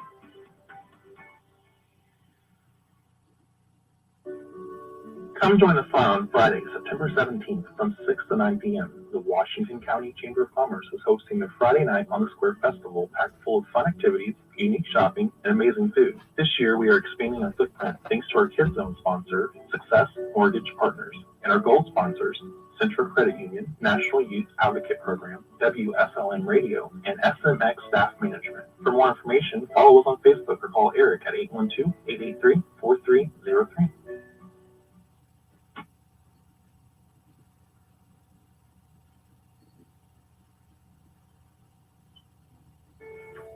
This is Becky White from WSLM. I'm here at the beautiful John Jones showroom in Salem, Indiana for the John Jones Auto Minute. Hello there, Jalen Hoare here at John Jones in Salem, Indiana. Winter is here, as well as a bunch of Chevrolet trucks. We've got incoming 21 and 22 model Silverados. Come check out our inventory at 1450 South State Road 60. Pick out the truck that works best for you and your family, or check out our inventory online at johnjonesautogroup.com. If you have any questions, please feel free to reach out at 877-473-5546. And from Jalen Hoare over at John Jones, happy holidays. At John Jones CN City, you see so many, so they pay so little.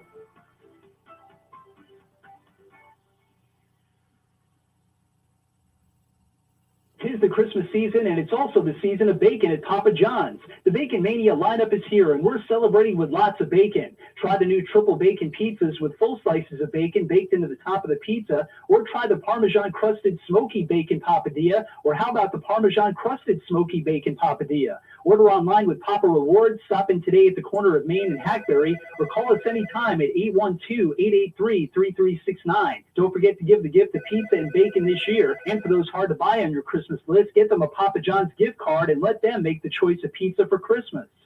This is Becky White from WSLM. I'm here at the beautiful John Jones showroom in Salem, Indiana for the John Jones Auto Minute. Hello there, and this is Jalen Hoare over at John Jones Chevrolet Buick Cadillac in Salem, Indiana. Fall is beginning, and I know that everybody is hearing of all the shortages of cars, but that is not true whenever it comes to John Jones Chevrolet. We've got over 550 used cars, 210 being just at our Salem location. With those vehicles, even though they are pre-owned, we do offer financing options. A lot of those are including $0 down. Now, with those used cars, we are accepting trade-ins. Trade-in values are better than ever and probably better than we will ever see again. So with that being said, give us a call over at John Jones at 877-473-5546 or check out our inventory online at johnjonesautogroup.com. At John Jones CN City, you see so many, so they pay so little.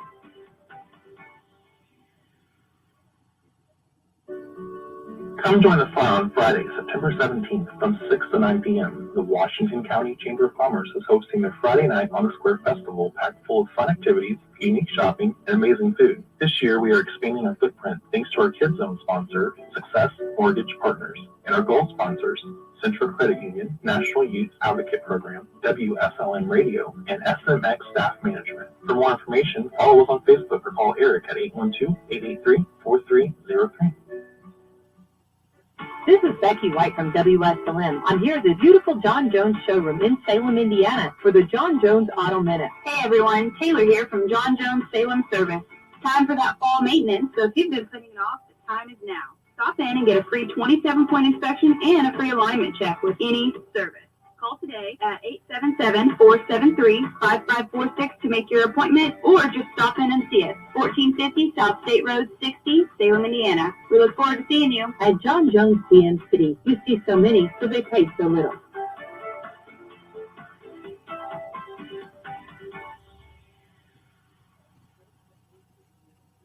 a.m.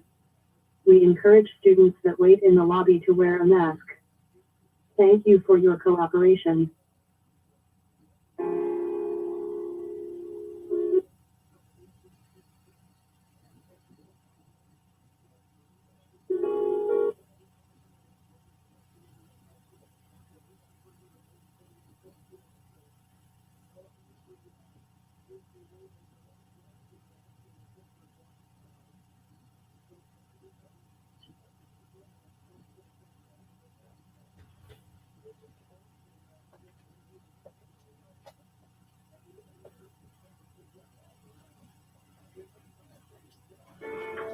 This is Becky White from WSLM. I'm here at the beautiful John Jones showroom in Salem, Indiana for the John Jones Auto Minute. Hello there, Jalen Hoare here at John Jones in Salem, Indiana.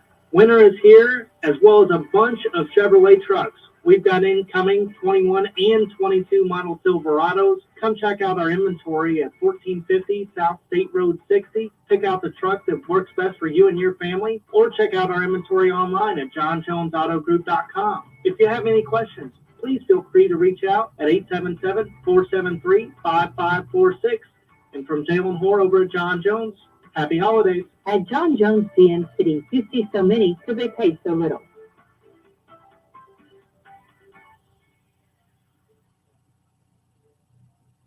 Tis the Christmas season, and it's also the season of bacon at Papa John's. The Bacon Mania lineup is here, and we're celebrating with lots of bacon. Try the new triple bacon pizzas with full slices of bacon baked into the top of the pizza, or try the Parmesan-crusted smoky bacon papadilla, or how about the Parmesan-crusted smoky bacon papadilla? Order online with Papa Rewards. Stop in today at the corner of Main and Hackberry, or call us anytime at 812-883-3369. Don't forget to give the gift of pizza and bacon this year. And for those hard to buy on your Christmas list, get them a Papa John's gift card and let them make the choice of pizza for Christmas.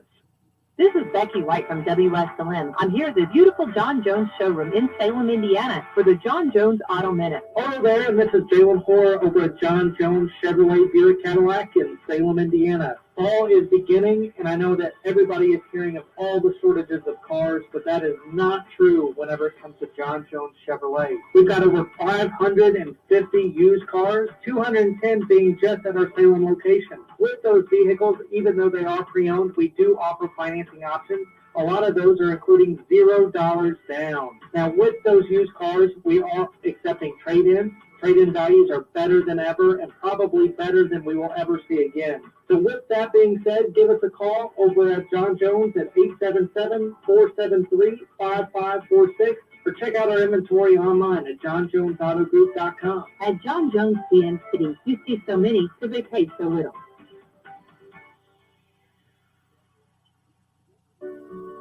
Come join us on Friday, September 17th from 6 to 9 p.m. The Washington County Chamber of Commerce is hosting their Friday Night on the Square Festival packed full of fun activities, unique shopping, and amazing food. This year, we are expanding our footprint thanks to our Kids Zone sponsor, Success Mortgage Partners, and our gold sponsors, Central Credit Union, National Youth Advocate Program, WSLM Radio, and SMX Staff Management. For more information, follow us on Facebook or call Eric at 812-883-4303.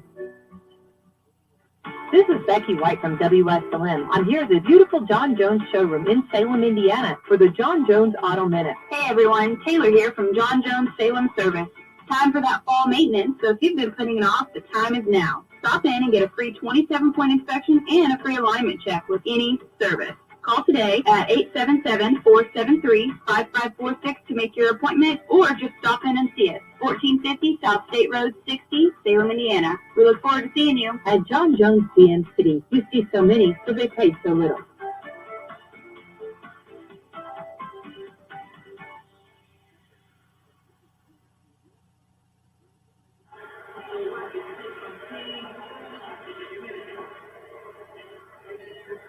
All right, welcome back to Salem High School here. We got about 5 minutes here to go before we start this second semifinal game between the Eastern Musketeers and the Salem Lions. The Musketeers are coming off 2 victories last weekend against the Crawford County Wolfpack and the Clarksville Generals. The Salem Lions come off a victory Tuesday night against the New Washington Mustangs here at home. Mikey, I know this is something that the boys on both sides of this teams here, Salem and Eastern, they really look forward to this matchup every year and getting a chance to play each other, you know, in this holiday tournament, especially Salem in front of their home crowd tonight, looking for a little bit of redemption from last year as, you know, the Musketeers knocked them off there in triple overtime. They did come back in regular season, beat us in another triple overtime game, but, that's something that they're looking forward to doing here. Yeah, it's got a new head coach in Dwayne Malloy, and they're going to be undermanned inside. We ought to be able to handle the paint, but they got shooters. That's what kept them in the game last year down there in the holiday tournament. Is you had guys come in knocking down threes that you didn't anticipate. So it'll be interesting. I told a guy today, I think Salem's only chance tonight is if they ugly up the game and try to, mix things up, do whatever, to try to keep them in the game. If it's a zone, hold the basketball, whatever. They've got to keep the game, in the 40s, in my opinion, to have a shot. Do you think Salem comes out in some different kind of defense to try to throw us off and slow us down?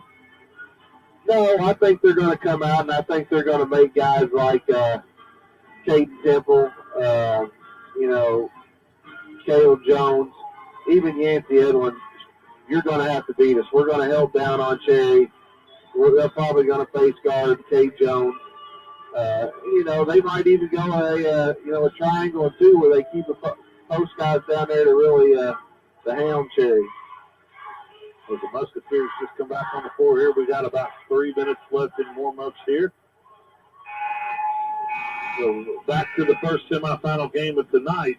The Borden Braves come away victorious over the West Washington Senators to move on to tomorrow night's championship game in this Washington County tournament. Yet to be determined who they'll be playing. They'll be playing the winner of this game, and the West Washington will play the loser of this game.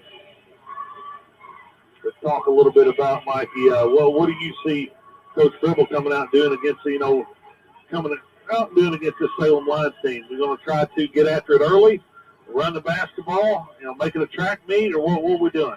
I think, you're just going to continue what you've done the last 3 games. You got to have a quick start, and get after it.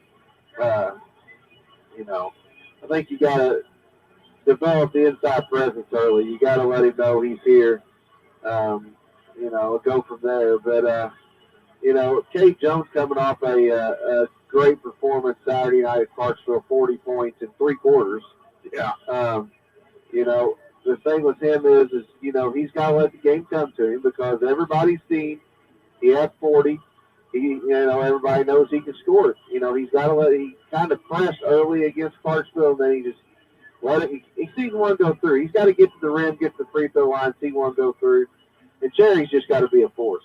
I look for them to play some type of zone, though. They're going to either a junk defense and, a diamond or a triangle and 2, or some kind of junk defense where they're going to make a Temple, Edwin, or somebody, shoot it from outside and beat them. Both teams come to the benches here. Mikey, we'll take this opportunity to step away one more time, hear word from our sponsors.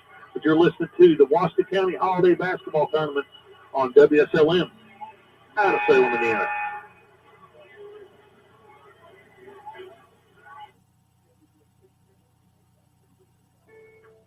This is Becky White from WSLM. I'm here at the beautiful John Jones showroom in Salem, Indiana for the John Jones Auto Minute. Hello there, Jalen Hoare here at John Jones in Salem, Indiana. Winter is here, as well as a bunch of Chevrolet trucks. We've got incoming 21 and 22 model Silverados. Come check out our inventory at 1450 South State Road 60. Pick out the truck that works best for you and your family, or check out our inventory online at johnjonesautogroup.com. If you have any questions, please feel free to reach out at 877-473-5546. And from Jalen Hoare over at John Jones, happy holidays. At John Jones DM City, you see so many, so they pay so little.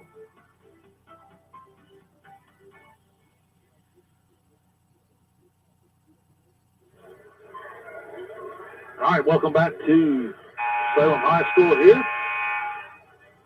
We're here to give you the starting lineups of the second semifinal game between our Eastern Musketeers and the Salem Lions.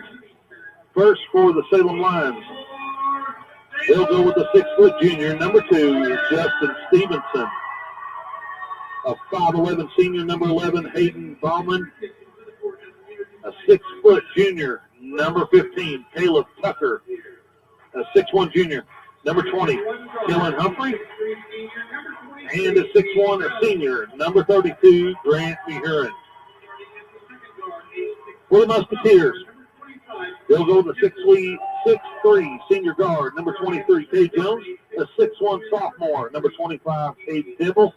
In the middle for the Musketeers, a 6'10 junior, number 30, Jacob Cherry. At forward, a 6-foot junior, number 33, Yancey Edlin. And another forward, 6'5 and a senior, number 54, Eli Guthrie. So Coach Bibble definitely going to try to go with the size advantage tonight, Mikey.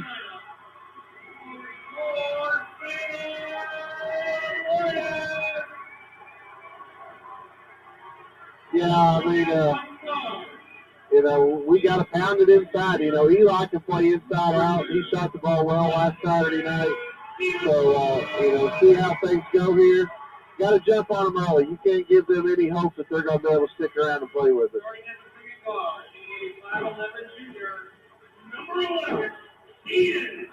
Looks like some of the other crowds, the Borden and West Washington faithful, has stuck around to watch this second semifinal game.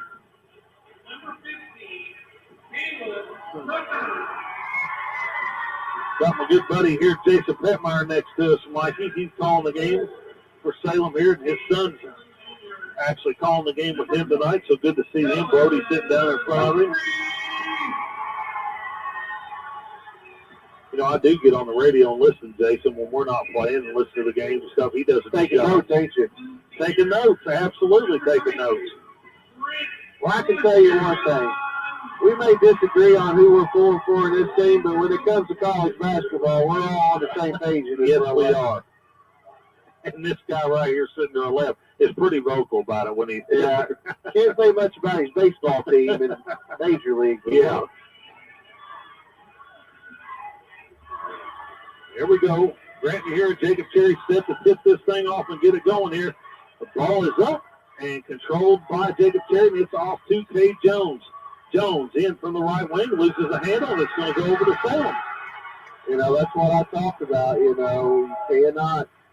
He's got to let it come to him. Don't force. Oh, Salem with their first possession. Caleb Tucker walking across the timeline here. He'll slide it right to Stevenson. Stevenson out of Mehurin on the baseline, back out top to Bowman. Bowman off to Stevenson. Stevenson being guarded by Yancey Edlin, back out top to Caleb Tucker. Tucker slides it left to Bowman. Bowman in the middle, back off to Stevenson. Stevenson right side to Tucker. Tucker looking to penetrate, nothing there. Off to Stevenson. Now to Tucker. Tucker for a three, no good. Rebounded out there by Bowman. Stolen away by Caden Temple. Now the Musketeers looking to run. Temple now off to Eli. Eli let a three go from the top of the key, and he got it. 3-0 early. 7 minutes to go here in the first quarter. Tucker, left side to Stevenson. Goes to the baseline to Humphrey. Here's a three-pointer by Tucker. No good again. Rebounded out of there by Eli Guthrie. He gets it off to Yancey Edlin. Edlin up ahead to Caden Temple on the left side. He'll slide it back out to Yancey Edlin. Edlin back to Temple on the left baseline. Looking inside for Cherry. Nothing there. Still looking. And he'll pull it back out top to Eli Guthrie. Now right side to Cade Jones. Jones drives middle. Dumps it down to Jacob Cherry. He'll go up off the glass and got it. That's good by Cade Jones right there. Yeah, it was. Good work. 5-0. They're going to try to be physical with Jacob. He just got to keep working. Here's Bowman to Tucker. Tucker, right side to Stevenson. To the high post. Ball stolen away by Eli Guthrie again. He'll get it off to KT. KT will get it across the timeline. He's looking. Goes right side to Cade Jones. Jones drives baseline over to Eli Guthrie. He'll let three more go. Knocks it down. Timeout, Salem. They call it a two-pointer, Mikey. It's 7-0. Musketeers on top of 5:54 to go in the first quarter. It's a 30-second timeout. Good start here by the Musketeers. Well, as I've been trying to deal with technology that I'm not very smart with to try to get our stats and everything going in between games, but that's something I was going to talk about. Borden come out and made a statement. We're here to win this thing. We don't care that Deacon beat us and beat West Washington. We're here to win this thing. It's important for us to come out here and make a statement right out of the gates tonight. I agree. I agree with you.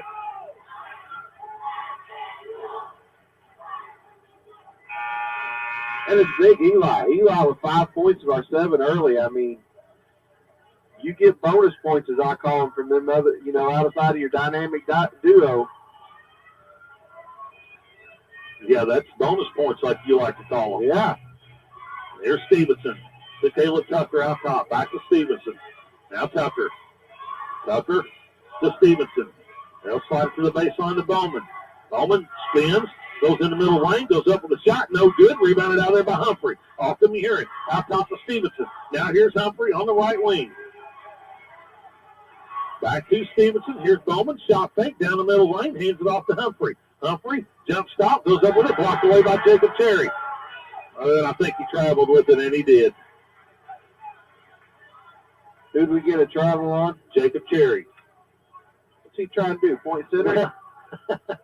He took off a dribble a little bit, realized I need to give this thing up, just slid that back foot. And Salem basketball here with 5:17 to go in the first quarter. Stevenson now off to Caleb Tucker. High post to Mehurin. Mehurin's jump shot, no good. Rebounded out of there by Eli Guthrie. As he'll get it off to Yancey Edlin, now to Caden Temple. Temple calls out the play now. He's on the right wing, goes to the top of the key, looking for Jacob Cherry rolling. Here's Yancey Edlin out top. Down low to Jacob Cherry. Ball tipped away by Stevenson. Up ahead. His ball is fought for and come out of there by Cade Jones, but he stepped on the sideline. Bad passing angle down here, but Jacob didn't hold him back either. Yep. I thought there was a foul, really. I did too. 4:48 to go. Musketeers on top, 7-0. Tucker. Left side to Bowman. Bowman. Slide the back out top. Now goes to Tuck again. Now Bowman. Right side to Stevenson. High post to Humphrey. Humphrey back out top to Bowman. Bowman ball tipped away. Picked up by Eli Guthrie again. Ball magnet in there right now, Mikey. He's playing well, playing well. Now KT. KT out top. High post to Jacob Cherry. Cherry cross court to Edlin. Here's the Eli again for another three. Ball tipped away. Jacob Cherry up off the glass and got it. 9-0, 4 minutes to go here in the first.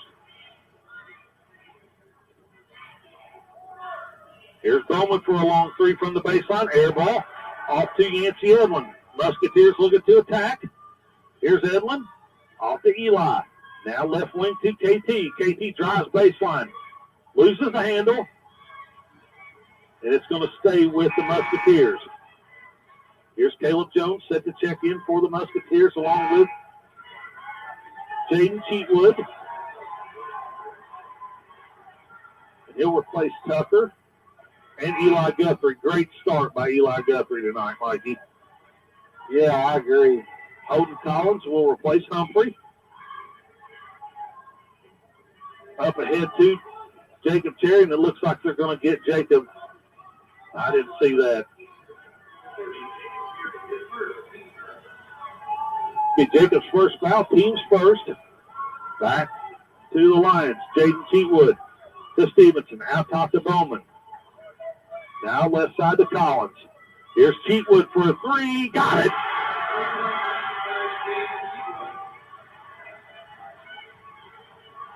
Here's Jones, drives in baseline, goes up for the shot, blocked away, gets his own rebound, up again, falls ball 4. Out of bounds, and it'll go over to the Salem Lions. So 9-3 ball game with 3:15 to go here in the first quarter. Cheatwood now, right side to Bowman. To Stevenson. Stevenson out top, being guarded by KT. Left side to Cheatwood. Cheatwood now goes to Collins. Collins dribbles it out top of the key. Slides it left to Bowman. Now over to Cheatwood. Cheatwood drives baseline. Gets bumped by Jacob Terry, and that'll be his second.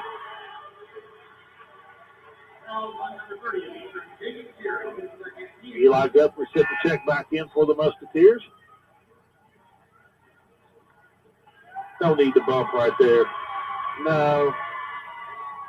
But that's the luxury we have with two bigs. Cheatwood out to Collins. Down to Mehurin. Mehurin drives middle. Dumps it down low to Bowman. Bowman flips it back out to Cheatwood. Now to Grant Mehurin. Mehurin now to Cheatwood. Baseline to Bowman. Bowman for three. Got it! 9-6. Musketeers on top. Here's Cade Jones with a drive. Splits the defenders and goes in, lays it off the glass. 11-6 Musketeers. Cheatwood to Stevenson. Baseline to Collins. Collins back out top to Bowman. Bowman now, hand off to Cheatwood. Cheatwood dribbles it back out top, goes to Collins for about a 28-footer. No good. Rebounded by KT. Temple now down the middle of the lane, back out to Yancey, down low to Eli Guthrie. Eli will go to work on the here, and ball sticks off the foot, picked up by Bowman. Bowman's on the move behind the back, dumps it over to Cheatwood. Cheatwood's three, no good. Rebounded by Cade Jones. Down to under 2 in the first quarter. Cade Jones now. 11-6. Musketeers on top. Temple yelling out directions here. Goes to Yancey Edlin on the left wing. Down low to Eli Guthrie. He'll lay it up and then blocked away by Bowman. Here's Stevenson now. Stevenson cuts to the middle, out of bounds, and it'll be purple basketball. I've said it 100 times. Eli's got to be strong with the basketball. I agree. You know, I think he just thought he was going to get to lay it in, and, you know, it didn't happen. Under a minute and a half in the first here, 11-6. Musketeers on top. As we go left side to Yancey Edlin. Edlin out top to Jones. Jones shakes down the middle, lays it off the glass. No good. Rebound by Eli Guthrie up and in. 13-6, Musketeers. Here's Cheatwood now for the Lions. Over to Grant Mehurin. Mehurin thought about a three. Nothing there. Goes off to Collins. Collins for another 25-footer. No good. Rebounded by Cade Jones, and he's going to be fouled by Grant Mehurin.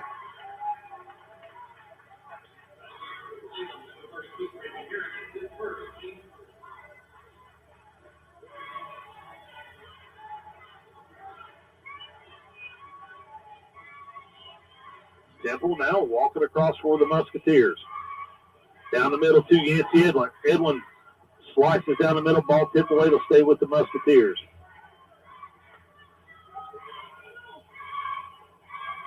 JT set the trigger in for the Musketeers underneath their own basket.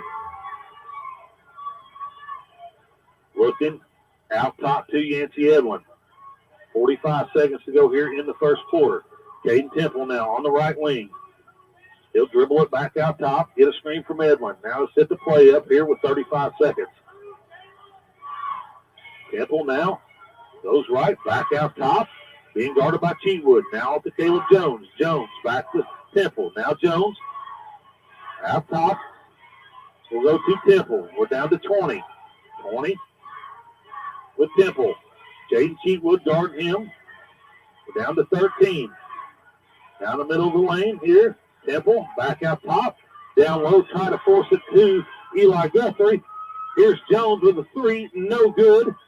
Rebounded by Mehurin. We're going to get a foul, I believe.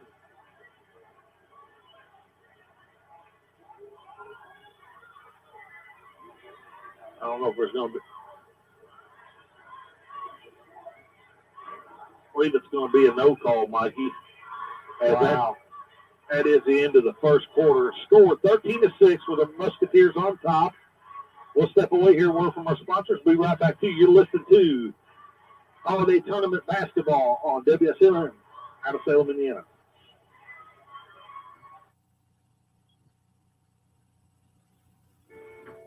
This is Becky White from WSLM. I'm here at the beautiful John Jones showroom in Salem, Indiana for the John Jones Auto Minute. Hello there, Jalen Hoare here at John Jones in Salem, Indiana. Winter is here, as well as a bunch of Chevrolet trucks. We've got incoming 21 and 22 model Silverados. Come check out our inventory at 1450 South State Road 60. Pick out the truck that works best for you and your family, or check out our inventory online at johnjonesautogroup.com. If you have any questions, please feel free to reach out at 877-473-5546. And from Jalen Hoare over at John Jones, happy holidays. At John Jones GM City, you see so many, so they pay so little.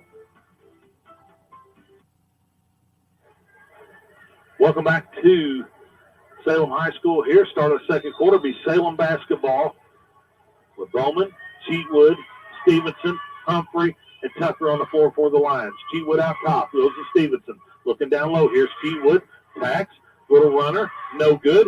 Rebounded out of there by Eli Guthrie. Off to Caden Temple. Temple up ahead to Branson White that's checked in the game. He lays it off the glass and good.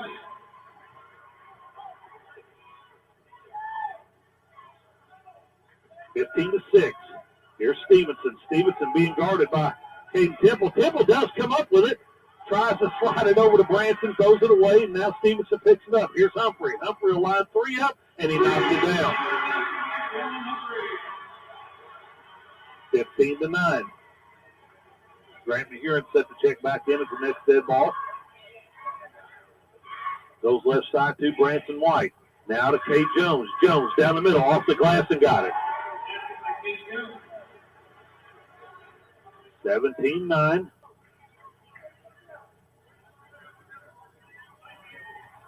Not sure. Oh, we got a hurt player here. I was wondering what the timeout was for.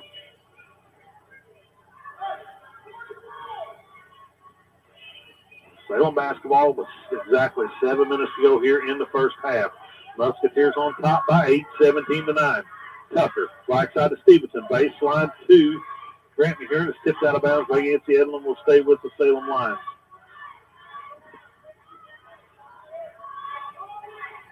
In the backcourt to Stevenson. Now Bowman.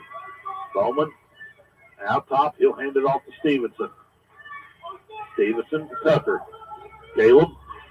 Back to Stevenson, high post to McHuron. He'll lay it off the glass, and it's going to be on the ground as we're going to pick up a foul on Eli Guthrie, I believe.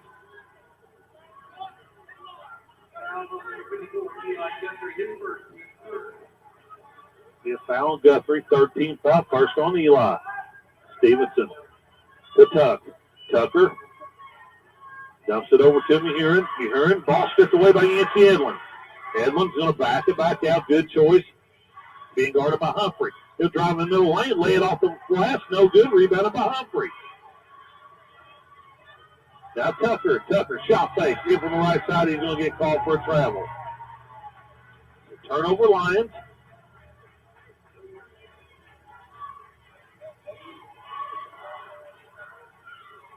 Branson White triggers it into Caden Temple.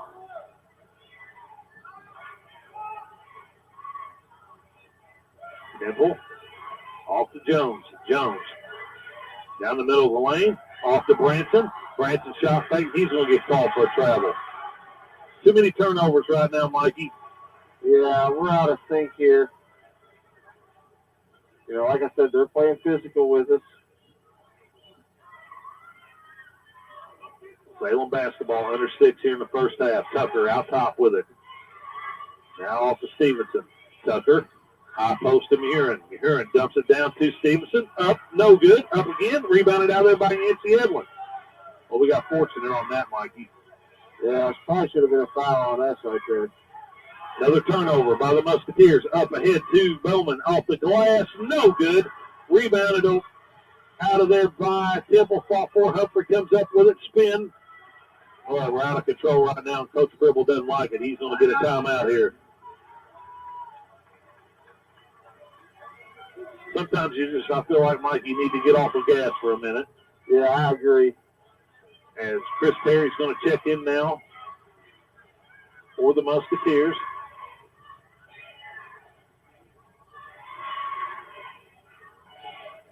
Not sure who he checked in for, Mikey, but 5:22 to go here. I'm going to guess either Eli or Branson. 17 to 9.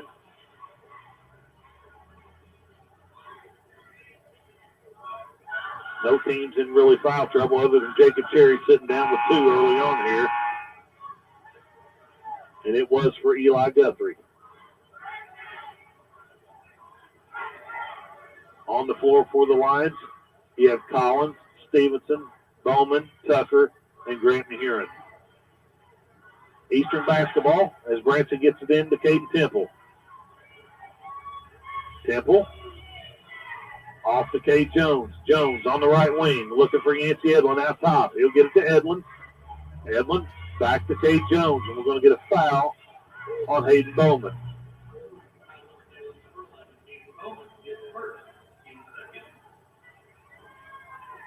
This is the second team foul on the Lions. Cade Temple over the top to Cade Jones. Jones down the middle lane, slices it up off the glass and got it and one.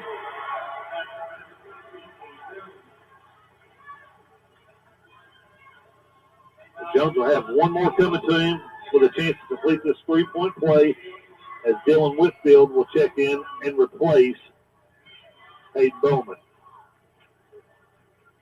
Cade's free throw is up and good. 20-9. Musketeers on top with 5 minutes to go in the first half. Here's Tucker. Tucker, ball thrown away. Cade Jones comes up with it. He's on the attack. Down the middle. He'll back it back out. Here's Yancey Edlin for a 3. No good. Rebounded by Stevenson.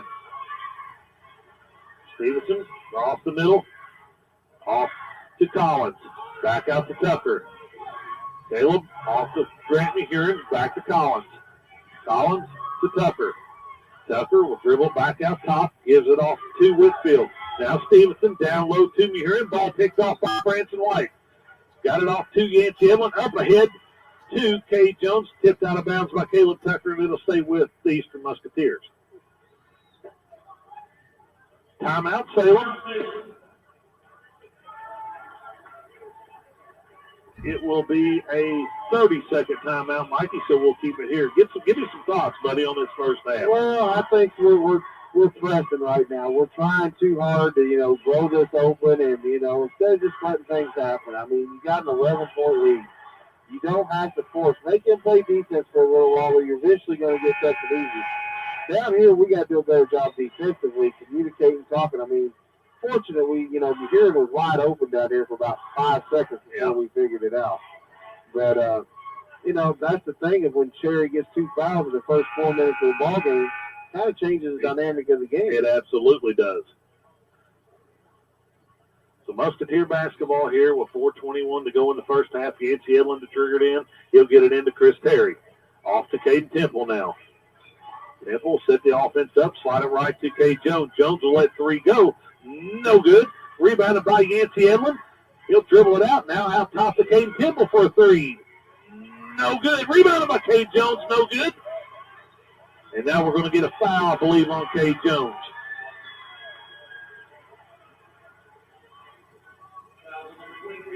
It'll be Cade Jones' first, team's 4th.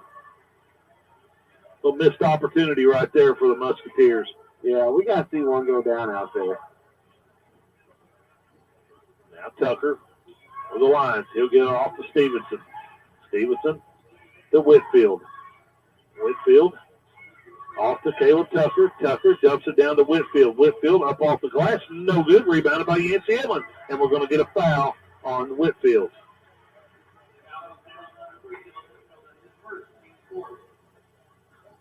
Still no foul trouble really for either team.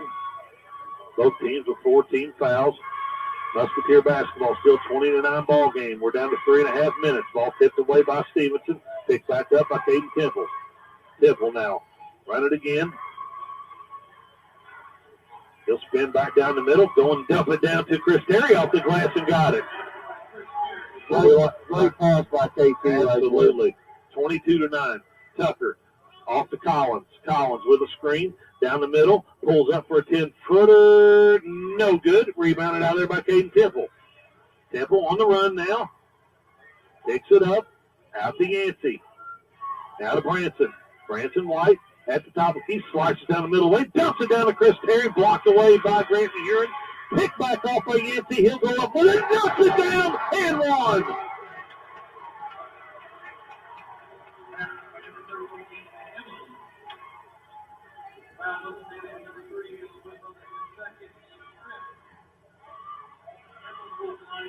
Kellen Humphrey will check back in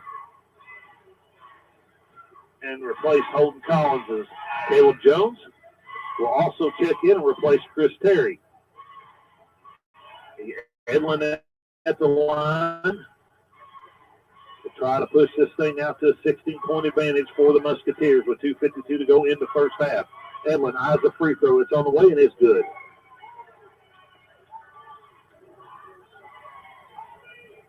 This last 3 minutes is pretty important for Salem, Mikey, I think. Yeah, I mean, it's kind of the replica of the first game.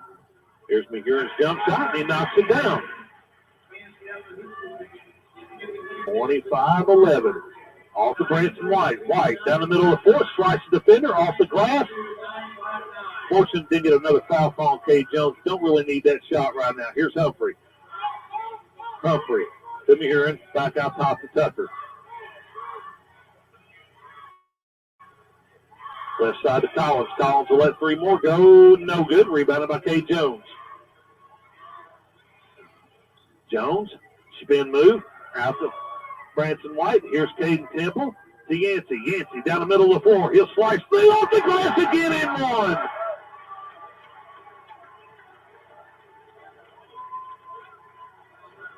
Well, I talked to Yancey a little bit last night again in that varsity girls game. He helped me, him and Hannah helped me out on the radio, and so we talked about what he would be a factor tonight in this draw game with all the attention coming to Cade Jones and Jacob Terry. Yeah, and he's come up big the last couple minutes here. Here's Edlin to try to complete another three-point play. No good, and we're going to get another foul on Cade Jones over the back.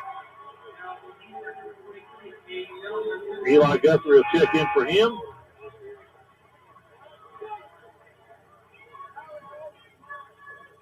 Two minutes to go here in the first half. 27-11, Musketeers on top. Tucker will walk it across the timeline, being guarded by Caleb Jones. Stevenson down to Mahurin. Mahurin on the baseline. He'll split down, pull up, got it. That's two pretty good under control plays that he's had the last two possessions down the floor. It's not a good matchup with KT on him. 27-13. Edlin on the left wing, out top to Chris Terry. Right side to Cade Temple. Now to Jones. Jones thought about it. Goes to Eli. Eli's 15-footer. No good. Ball tips out of bounds, and I believe it's going to be Salem basketball.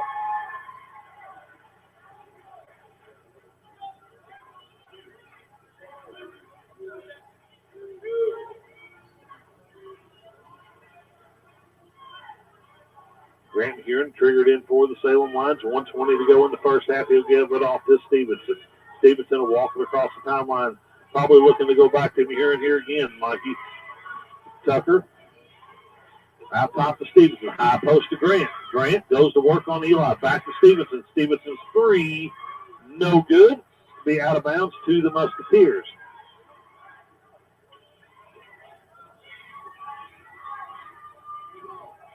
You know, if I'm Preble, I may just try to pull out for one right here. Yeah, I agree with you. We get the ball at the beginning of the second half right now anyways. Here's Caleb Jones. Down to 45. Yancey Edlin lays it off the glass and got it again. That's why I'm up here. He's kind of went to work, like you said, the last minute and a half, 2 minutes, Mikey. You know, we got Cade Jones on the bench. He's kind of the go-to scorer on the floor right now for the Musketeers. 30 seconds, 29-13. Musketeers on top. Salem basketball. Out top to Stevenson. Stevenson off to Tucker. Back to Stevenson. Now Tucker to Stevenson. Tucker, left side to Collins. High post to Grant Mahurin. Mahurin loses the handle. Out of bounds off of Salem. Turnover back to the Musketeers with 16 seconds to go. Now I do believe you play for one right here, Mikey. Oh, yeah, definitely. Down to 10. Left side to Caleb Jones. Out top to Yancey. Yancey thought about a three. He's going to go to work. Pulls up. No good. No foul call. Grant here with a long toss here at the buzzer. No good. And that'll bring us to the end of the first half.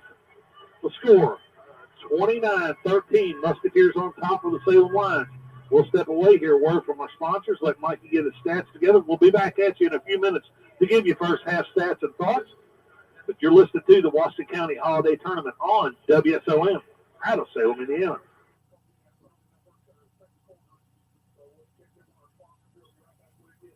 It's time for the Commissioner's Corner, an exclusive weekly conversation about Indiana high school sports with the Commissioner of the IHSAA, Paul Neidig. Now for an up-to-the-minute report about what's happening in the constantly changing world of high school sports. Here's Coach Bob Lovell with Commissioner Paul Neidig. Welcome back, everyone. It's our weekly conversation with the Commissioner of the IHSAA, Paul Neidig. And Paul, it's holiday time, and man, oh man, you know, it's wrapping up that literally that first semester. You're wrapping up things. You're getting ready to go out. We have multi-day events, multi-team events in swimming and wrestling and basketball. And it is a great time to be a sports fan in our state. It is, you know, and as you say, we walk into the holiday season here. And, you know, Bob, it changes our coaches have a little bit different opportunity as we walk into the holiday season.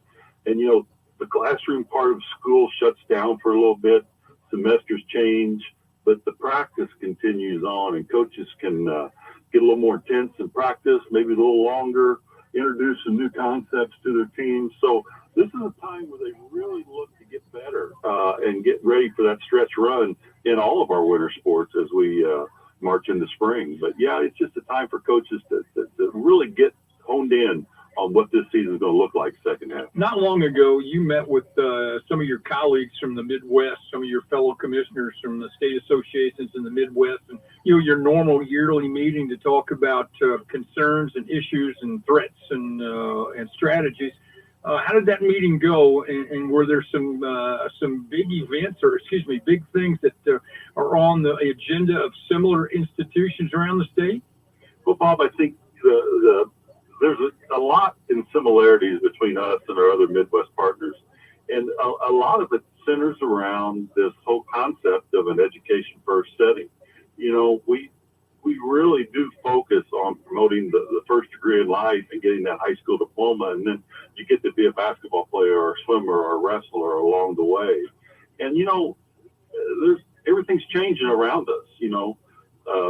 Even youth sports are not education based, and you know, and I think what we do is so important, not only because it develops young men and women, but it also promotes the education. And these kids have to be educated, so when they come back to these communities, you know, they're giving back the same way the coaches and people in those communities are giving back today. And then keeping that in the forefront is something that everybody is really focused on. And you know, we talked a lot about the name, likeness, and image, and how that is, what that looks like nationally at the collegiate level, and then what's the high school conversation around that. And, you know, we're still everybody's trying to feel their way through that. Talked a lot about, you know, there's no question that the transfer portal is an athletic first process now, but there's some influence of that starting to creep into the high school venue. And you know, I've got some pretty strong opinions on. I don't think that promotes what's best for high school athletics across the state, and other Midwest commissioners in my role feel the same way. I look at it from an accountability standpoint. When you're to high school or college, there's accountability, and there's accountability all the way up and down the ladder. You're accountable to someone. There's oversight at every part of this, whereas in youth sports, it depends on who you talk to or where you are, and there's virtually no accountability, or there doesn't have to be. That's exactly right. And, you know, it's just an athletic first system. And while that's important for development along the way, I just don't think it's best for every kid. And as we've often said, Bob, our decision has to be focused on the last kid who's makes the roster of a team. They can't be focused on just the best kids on those teams. He's the commissioner of the IHSAA. It's Paul Neidig. This is our weekly conversation about all things IHSAA related. Merry Christmas to you and your wife, and to the staff and all of our member institutions, Paul. Thank you so much. Have a safe holiday. And the same to you and your family and the radio family across the network. We appreciate everything everybody does to promote high school athletics across this great state. Thanks a lot, Paul. Thanks for listening to the Commissioner's Corner with IHSAA Commissioner Paul Neidig and Coach Bob Lovell. And thank you for your continued support of the high schools in your community. You're listening to the Eastern Lady Musketeers Sports Network on WSLM 1220 AM with Mikey Batt and Wes Drury. You'll hear all the live action tonight on the radio, along with live streaming on Facebook, Twitter, and YouTube. It's game time, and we're ready for the tip-off here on WSLM. This is Becky White from WSLM. I'm here at the beautiful John Jones showroom in Salem, Indiana for the John Jones Auto Minute. Hello there, Jalen Hoare here at John Jones in Salem, Indiana. Winter is here, as well as a bunch of Chevrolet trucks. We've got incoming 21 and 22 model Silverados. Come check out. You're listening to the Eastern Lady Musketeers Sports Network on WSLM 1220 AM with Mikey Batt and Wes Drury. You'll hear all the live action tonight on the radio, along with live streaming on Facebook, Twitter, and YouTube. It's game time, and we're ready for the tip-off here on WSLM. This is Becky.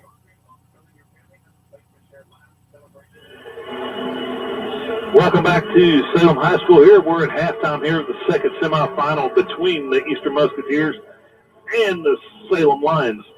Halftime score, Musketeers on top of the Salem Lions, 29-13. While we're waiting on Mikey to get back, I'll give you some halftime stats here for both teams.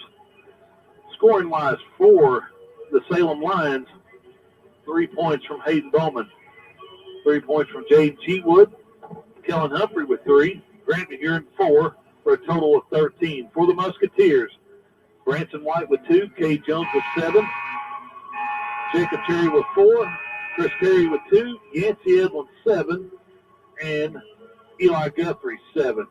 Musketeers out-rebounded the Salem Lions 19-15, 5 assists on 4 assists from the Salem Lions.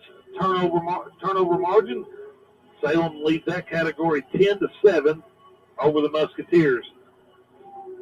Free throw percentage, Musketeers in the first half were 2 of 3, and the Salem Lions did not shoot a free throw in the first half. 3-point field goal percentage was 3 of 11 for the Salem Lions at 27%, 5 of 22 from the field for Salem at 22.7. For the Musketeers, they shoot 13 of 29 from the field for 44.8, 1 of 6 from the 3-point line, 16.7, and again 2 of 3 from the free throw line. Mikey, welcome back up here. Get some thoughts from you, buddy, on that first half. Well, I thought we played sloppy at times. I thought, like I said earlier, we pressed at times to try to do too much, more than we're capable of doing. And it, you can tell when Jacob's not in the rotation what it does to us. I'll give, a lot of credit to Eli coming out of the gates early, getting us going.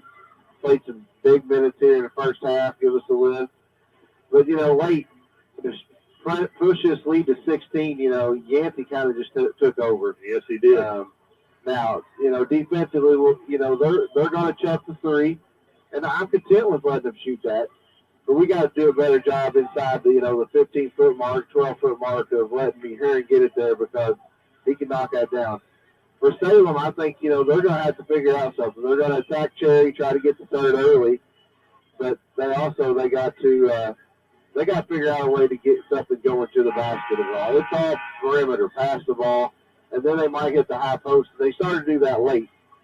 Defensively, they're going to have to figure out, we're putting our head down and we're going to the bucket. So, they may go to a zone and make us shoot it, but we haven't knocked down an outside shot yet.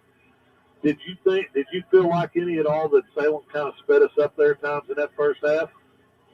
No, I thought we sped ourselves up at times. I thought we want to push the basketball, and I thought, it's kind of like my game last night.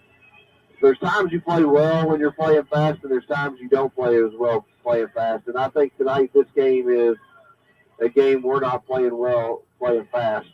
Plus, they're playing physical with us, so we've got to overcome that and play through that because the officials are letting them get away with it. Not saying they're fouling us, they're just letting them be very physical with us. So here we go.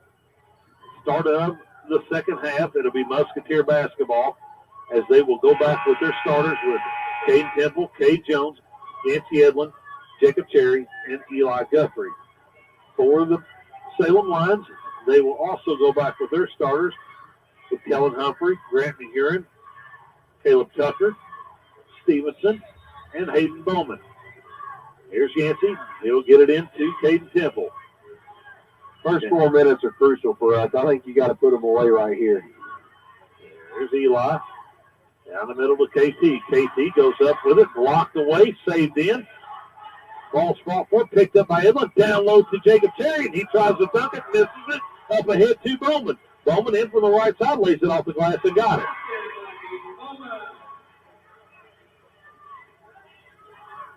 (29-15). Here's Edlin. Cross court to Jones. Back to KT. KT down the middle. Over to Jones. Jones' three-pointer, no good. Rebounded by Stevenson of Salem. They're looking to run. Now over to Bowman. Bowman on the right side, splits down the middle, goes cross court to Humphrey. Humphrey's three, no good. Rebounded by, I believe it's tipped out of bounds by Eastern to stay with the Salem Lions. Not the start to the half we really wanted there. Here's Salem. Stevenson. Tucker out top, now back to Stevenson. Early in the third quarter here, here's Humphrey on the right wing. He'll go back out top to Caleb Tucker. Here's McHuron from the top of the key free throw line. He'll slide it right, dump it down to Stevenson. Up. Misses a shot. There's going to be fouled by Yancey Edlin, and that will send Stevenson to the line to shoot two.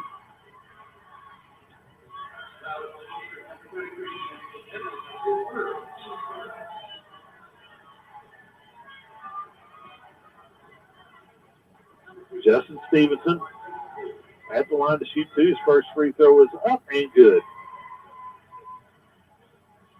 Now it's a 3-point run. You know, they come out here and make, their first minute made a statement. They're not going to go away. Second one's up and good. 29-17. We're under 7 minutes here in the third quarter.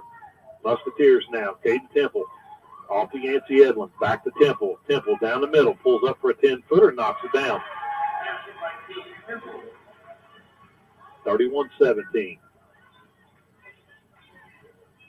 Ball tipped away by Temple. Will stay with the Salem Lions. Grant McHuron will trigger it in for the Salem Lions as he'll get it into Caleb Tucker. Tucker to McHuron. McHuron at the free throw line, slices through. Ball's picked up by Cade Jones. Jones off to Caden Temple. Temple across the timeline. Off to Edlin. Edlin's three. Got it. 34-17. Good response by the Musketeers here. Bowman to Stevenson. High post to Humphrey. Humphrey, 15-footer. Rolls it in.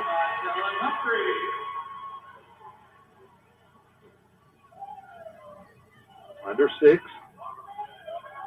Yancey. Cross court, ball picked off by Stevenson. Off to McHuron. McHuron steps in, lays it off the glass, and got it.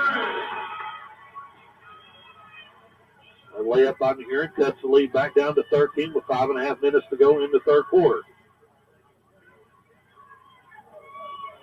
Cross court to Eli. Back to Yancey. Look, Caden Temple out top. He'll down the middle. He'll split defenders, lay it up, and got it. We're kind of backing off him quite a bit there, and kind of daring him to shoot it.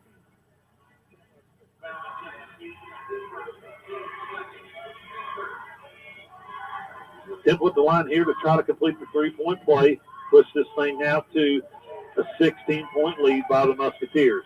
Good to see him knock that down. He's been struggling from the line. Stevenson to Tucker. Back to Stevenson. Now McHuron. McHuron thought about a three. Nothing there. Back out top to Caleb Tucker. Tucker back to McHuron. McHuron drives baseline on Guthrie. Goes up for the shot. No good. Ball tipped out of bounds by Stevenson over to the Musketeers.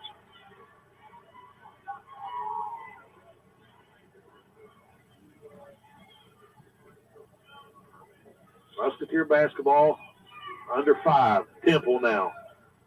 Goes to Yancey Edwin. Back to Temple. To Yancey. Yancey just kind of creeping in that lane. Back to Temple. Temple. Back to Yancey. Yancey will let that three-pointer go this time. They got it. 40-21. It's a two-man show this half right now. Here's Tucker. Tucker to Stevenson. Stevenson, baseline to Bowman. Bowman tries to drive middle, dumps it back over to Humphrey, throws it out of bounds, turnover. This is big-time danger zone right here. Yeah, it really is. Here's Cade. Cade's going to get called for a travel.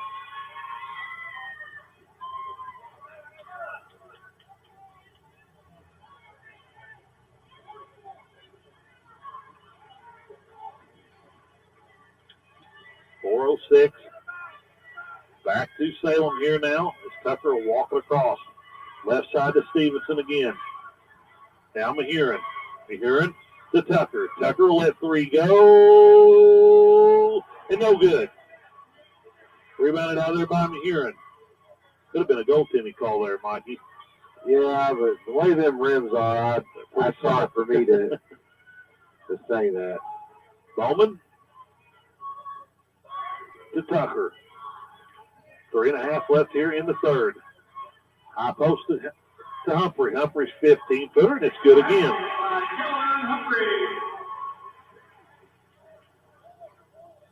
40-23.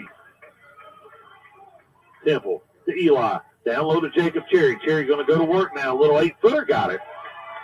No answer for that one, Mikey. No, and I don't know why we haven't went there more. 42-23. Here's Stevenson. Out of Bowman. Bowman will let 3 go. No good. Rebounded by Cade Jones. Jones out looking to run. From the left side to go in. Reverse layup. No good, but he'll go to the line to shoot 2.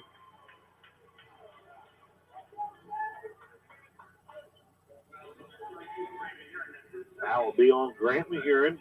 Second foul on him. Team second of the half, and it'll send Cade Jones to the line to shoot 2. Cade's first free throw is up and good.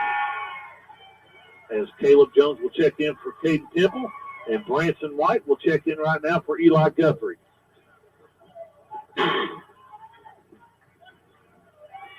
Jones with one more free throw coming to him, try to push this out to a 21-point lead. It's on the way and good. Timeout, Coach Malloy. It'll be a full timeout, so we'll take this time to step away, hear a word from our sponsors. You're listening to the Washington County Holiday Tournament on WSLM out of Salem, Indiana.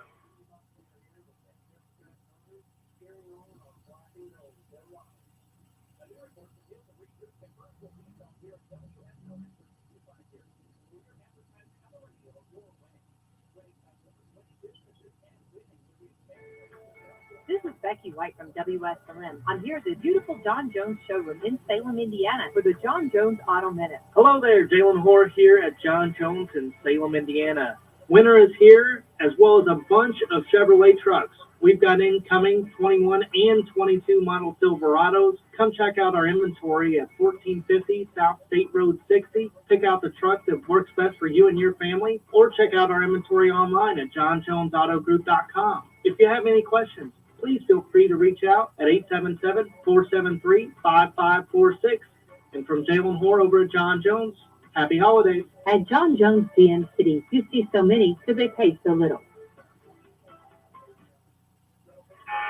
Welcome back to Salem High School here.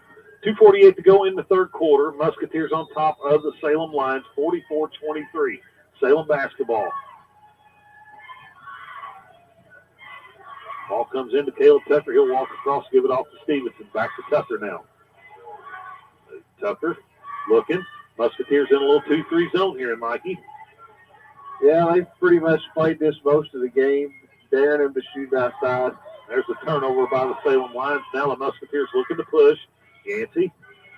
Oh, he missed Jacob down the middle of the lane. Now we're going to go to him.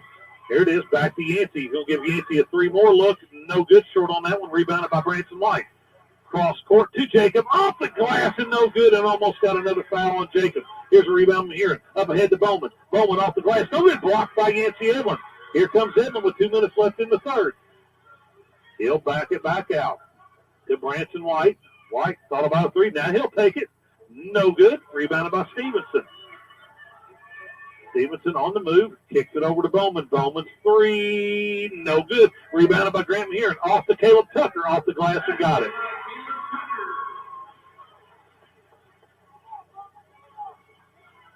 (44-25).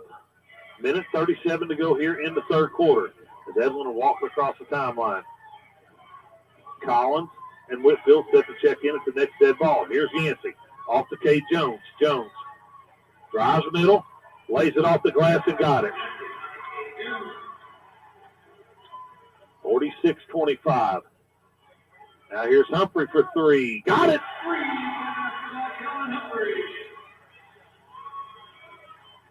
46-28, 106 to go. Now Yancey on the right wing here, looking inside to Jacob. Got to throw it over the top. Here's Jones for a 3. No good. Stevenson now on the run. Right side to Tucker for 3. Got it! 46-31. Lead back down to 15 now. 41 seconds to go in the third. As Caleb Jones off to Yancey Edlin. Edlin looking. We're going to have timeout. Coach Fribble will be a 30-second timeout as KT set to check back in.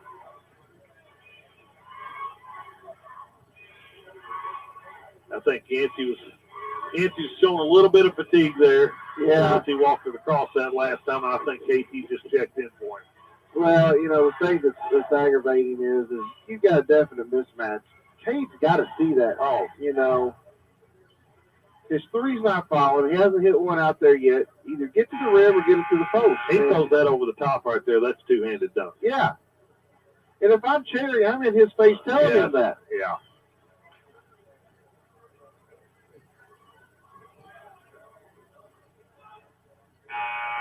So it will be Musketeer basketball here with 32.6 to go in the third quarter. 46-31, Musketeers on top. Caleb Jones will throw it in the backcourt to Caden Temple.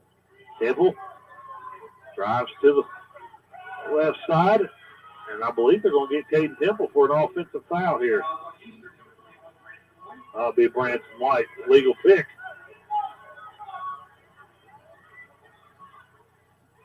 That's kind of unfortunate right there. Yeah. Now here's Salem. Tucker off to Stevenson now. Down to 15. Tucker. Down to 10. Tucker out top. Now to Stevenson. Stevenson back to Tucker. Tucker to Humphrey. Now Stevenson. Stevenson will let 3 go, and he knocks it down. That'll bring us to the end of the third quarter. Salem Lions with a 3-pointer there to close this quarter out to cut this lead. 46-34, Musketeers on top. We'll step away here. Word from our sponsors. Be back to bring you fourth quarter action here from Salem in the Washington County Holiday Tournament. You're listening to WSLM on Salem, out of Salem, Indiana.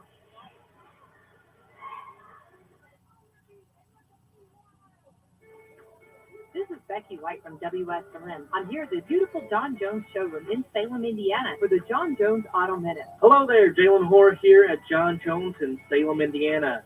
Winter is here, as well as a bunch of Chevrolet trucks. We've got incoming 21 and 22 model Silverados. Come check out our inventory at 1450 South State Road 60. Pick out the truck that works best for you and your family, or check out our inventory online at johnjonesautogroup.com. If you have any questions, please feel free to reach out at 877-473-5546.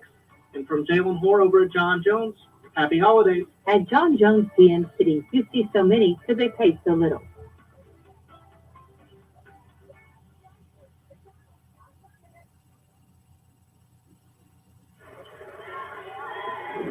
Welcome back to Salem High School here. Start of the fourth quarter. Score 46-34. Musketeers on top of the Lions. The Lions will have the basketball here to start this fourth quarter. Stevenson. Back to Tucker. Now Stevenson to Tucker. Tucker. Stevenson. Left side to Collins. Collins back out top to Stevenson. Right side to Caleb Tucker. Tucker to Humphrey. Back to Tucker. Tucker let three go. No good. Rebounded by Whitfield. Back out to Humphrey. Ball stolen by Jacob Cherry. He gets it off to KT. Now to Yancey Edlin. Yancey will give it back to Caden Temple now. Temple. Up to Jacob Cherry off the glass. No good. He'll go to the line to shoot two. That's pretty well designed play right there, Mikey. Yeah, it really was. But he's got to finish that. Yeah. And he's got a kid that's about a foot shorter than him guarding. Here's Cherry at the line to shoot two. First one's up and good.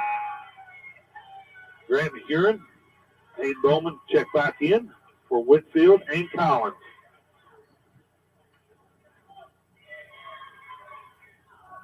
Here's Jacob's second free throw, and it is good.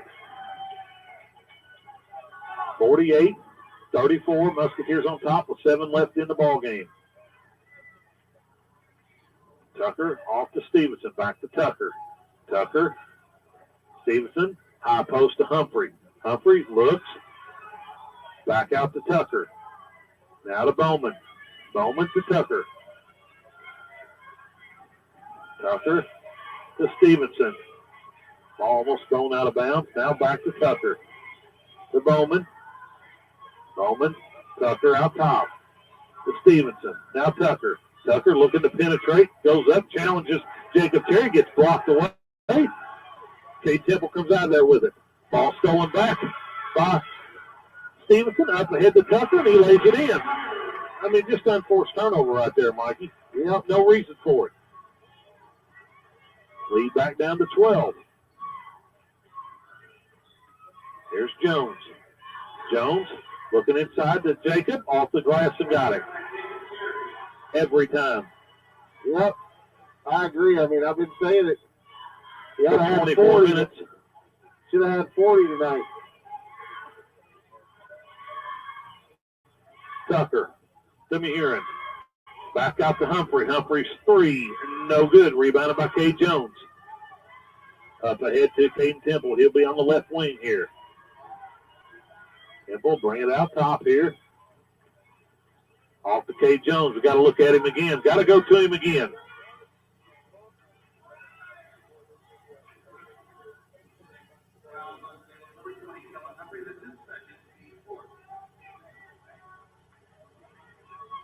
Eastern basketball, Kane Temple to trigger it in. Up ahead to Jacob Cherry. Cherry, spin move. Lays it up. Got it. 52-36. Like I said, if I'm Coach Pribble, it's touching his hands every time down the floor. Yeah. No jump shots till Jacob Cherry touches the basketball. Stevenson, back to Tucker. 5 minutes to go in the contest. Musketeers are up by 16. Here's Humphrey in the high post. Over to Stevenson on the left wing. Down to the corner to Grant Mehurin. Back to Stevenson. Stevenson cross court to Tucker. Tucker back to Stevenson. Stevenson to Tucker. Under 5. Short corner to Grant Mehurin. Mehurin splits them. Back to Tucker. Tucker shot fake. Down the lane. Back now to Mehurin. Mehurin will let 3 go. No good. Rebounded out there by Jacob Cherry. We're going to get a foul, I believe, on Kellen Humphrey.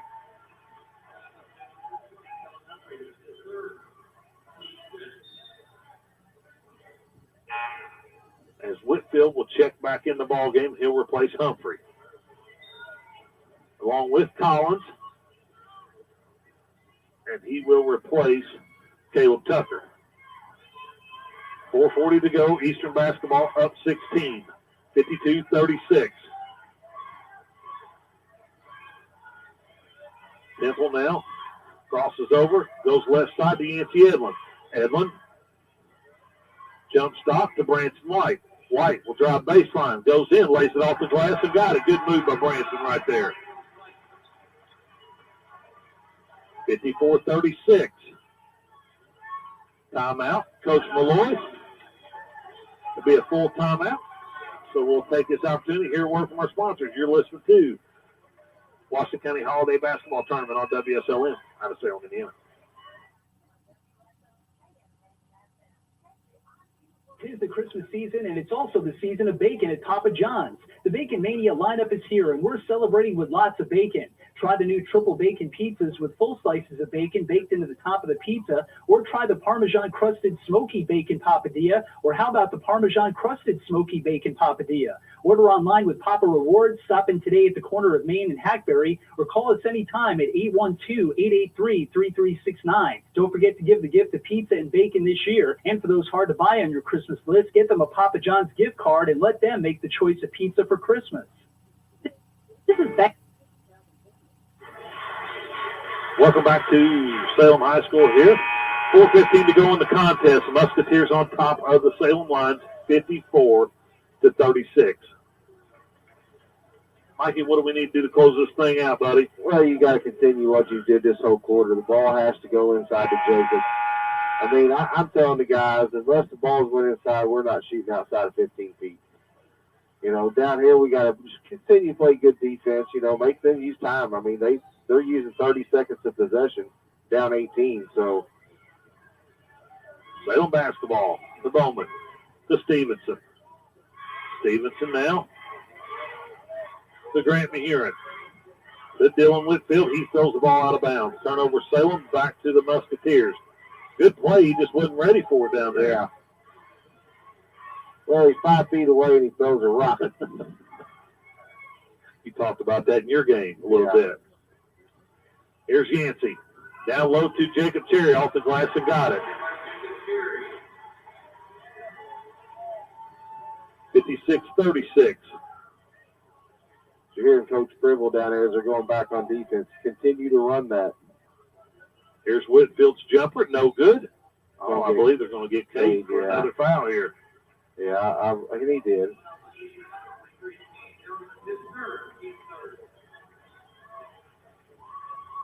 Three team fouls on the Musketeers. Neither team in the bonus here. We're down to 3.5 left in the contest. Ball comes in to Murin. Now out to Collins. Collins now 15-footer. No good. Rebounded out of there by Branson White. Off to Caden Temple. Up ahead to Cade Jones. Jones now drives middle. Splits defenders off glass. Got it. 58-36. Off to Stevenson. Stevenson now to Collins. Collins back to Stevenson. Now Grant Mahurin. Mahurin now back to Stevenson. Now Bowman. Cross court to Collins. Collins will let three go. No good. Offensive rebound by Whitfield, and he lays it in. The lead's 20. We're under 3 minutes. Cade Jones now let three more go. Knocks it down. In rhythm. 61-38. 2.5. Here's Collins for a three. No good. Ball fought for. Come out of there by Jacob Cherry off to Yancey Edlin. Edlin drives to the basket. Off glass. No good. I believe it'll be on the floor, Mikey. Yeah, I believe so.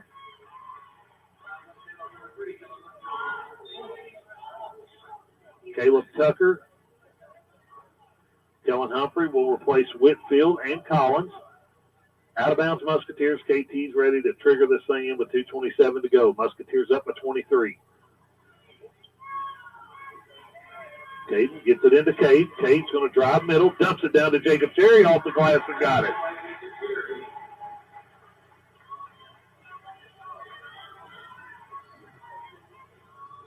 Starting to get way out of hand on Salem now. Caleb Jones set to check into the next dead ball. Stevenson to Humphrey on the left wing, being guarded by Yancey. Drives baseline. Going to get a foul on Yancey Edlin.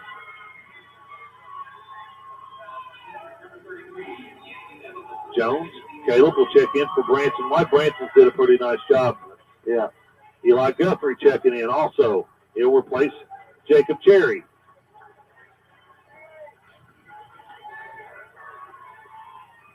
Ball comes into Murin. Here's Stevenson. Back to Tucker. Back to Stevenson. Out top, now to Bowman. Bowman looking to penetrate. Thought he traveled. Now a little fadeaway jumper. No good. Oh, my.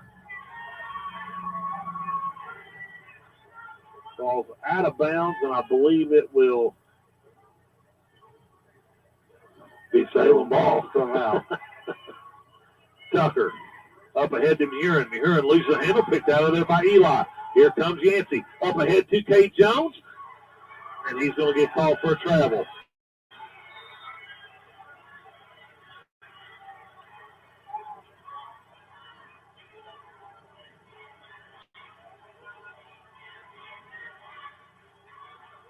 .145 to go in the contest. 63-38. Musketeers up by 25 on the Salem lines.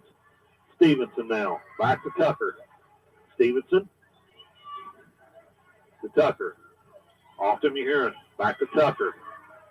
High post to Whitfield. Now here's Mahurin. Dumps it down to Whitfield. Off the glass and got it. Dylan Beach set to check in at the next dead ball for the Musketeers. Here's Jones. Jones drives baseline. Brings it back out. Throws it away. Whitfield picks it off. We're down to a minute to go.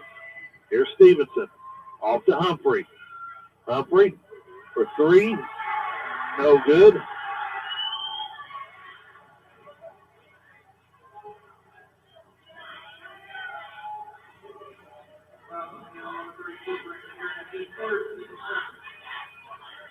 Let us send KT to the line to shoot the bonus as we get wholesale substitutions here for the Musketeers as Kate Anderson, Cody Bannett, Reese Weiniger, and Dylan Beach on the floor for the Musketeers along with Kate Temple here to shoot the one and a bonus.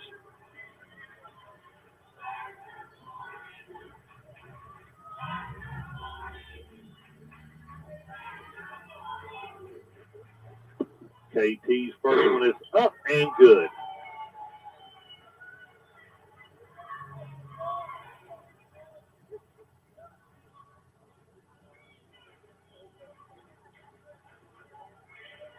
KT will have one more coming to him. Second one is up and also good. I believe that's 3 for 3 to Mike for him tonight, Mikey. Yeah, it is. It's good to see. 65-40. Musketeers on top. Salem now. Collins on the left wing. Goes to Whitfield in the high post. He'll turn, shoot, lay it off the glass and got it. Down to 40 seconds. Here's Cody Bannett for a three. No good. And we're going to get a foul on Dylan Beach with a shove in the back. 65-42. 30 seconds to go. Collins across the timeline. Didn't take Bannett long to get a shot at his varsity appearance. Here's Whitfield on the right baseline. Looking. Back to Collins. Ooh. That should have been over and back, I think, Mikey. But it's 10 seconds to go. Here's Collins down to 7. Steal by Bannett. Bannett on a breakaway. In from the right side. Lays it off the glass and got it at the buzzer. And that'll be the ball game. The Musketeers come away with the victory in the second semifinal over the Salem Lions, 67-42. We'll step away, hear word from our sponsors.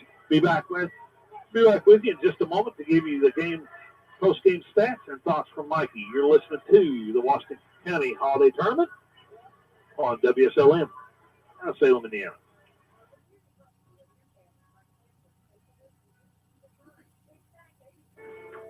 This is Becky White from WSLM. I'm here at the beautiful John Jones showroom in Salem, Indiana for the John Jones Auto Minute. Hello there, Jalen Hoare here at John Jones in Salem, Indiana. Winter is here, as well as a bunch of Chevrolet trucks. We've got incoming 21 and 22 model Silverados. Come check out our inventory at 1450 South State Road 60. Pick out the truck that works best for you and your family, or check out our inventory online at johnjonesautogroup.com. If you have any questions, please feel free to reach out at 877-473-5546. And from Jalen Hoare over at John Jones, happy holidays. At John Jones CN City, you see so many, so they pay so little.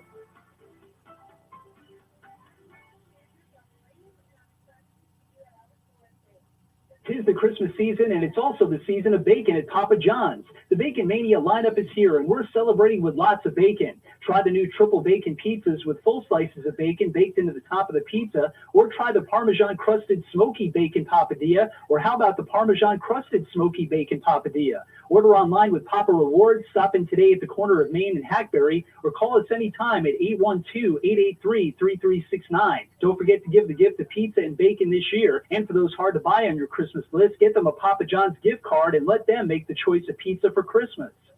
This is Becky White from WSLM. I'm here at the beautiful John Jones showroom in Salem, Indiana for the John Jones Auto Minute. Hello there, and this is Jalen Hoare over at John Jones Chevrolet Buick Cadillac in Salem, Indiana. Fall is beginning, and I know that everybody is hearing of all the shortages of cars, but that is not true whenever it comes to John Jones Chevrolet. We've got over 550 used cars, 210 being just at our Salem location. With those vehicles, even though they are pre-owned, we do offer financing options. A lot of those are including $0 down. Now, with those used cars, we are accepting trade-ins.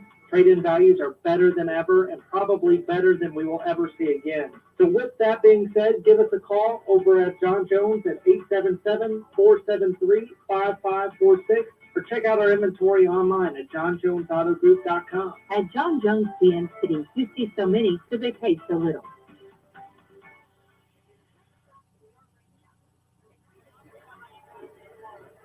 Welcome back to Salem High School here for a post-game show with myself and Mikey here as the Musketeers come away with the victory over the Salem Lions, 67-42 to set up a rematch tomorrow night, Mikey, with the Borden Braves. Yeah, I mean, it's exciting. I was very impressed with Borden tonight. I think we're going to have our hands full. It won't be a 15, 16-point ball game like it was a month ago. No. I think it's going to be a nail biter. It's going to be, who can execute and, come down to the wire, and maybe who gets last possession. Their defense has got a lot better. But, tonight I think we finally took care of business. Sluggy, Shirley, we kind of got rolling there midway through the first half. And, without Jacob in there, they were allowed to kind of keep it halfway close in the first half. But you seen in the second half when Jacob was in there, his presence in there, they had nobody that could stop him. I mean, he ended up with 12 points in the second half alone. So, yeah, I agree, Mikey. Looking forward to coming back here tomorrow night. I believe talking to Jason Petmeyer a little bit here, and the things he's talked about, I think we're going to let him do this first game, and then we'll come back in the second game and do that with no sense in, both of us calling the same game tomorrow night when he's already here doing that. But, good game, good win by the Musketeers to set up this game tomorrow night. And we kind of thought going into this thing, we thought that on paper that should be the championship game would be Eastern and Borden. But like I said, we'll see how we respond. The target's on our back now, like, we were the underdog last year, per se, so the pressure's on us, I believe, to come out here and perform. As we got Coach Pribber coming up, and I believe he's going to take time here to chat with us a little bit about tonight's game. If Mr. Martins has stopped him down there, and I'm sure he's interviewing him about the game also. So as we'll get Coach Pribble on here.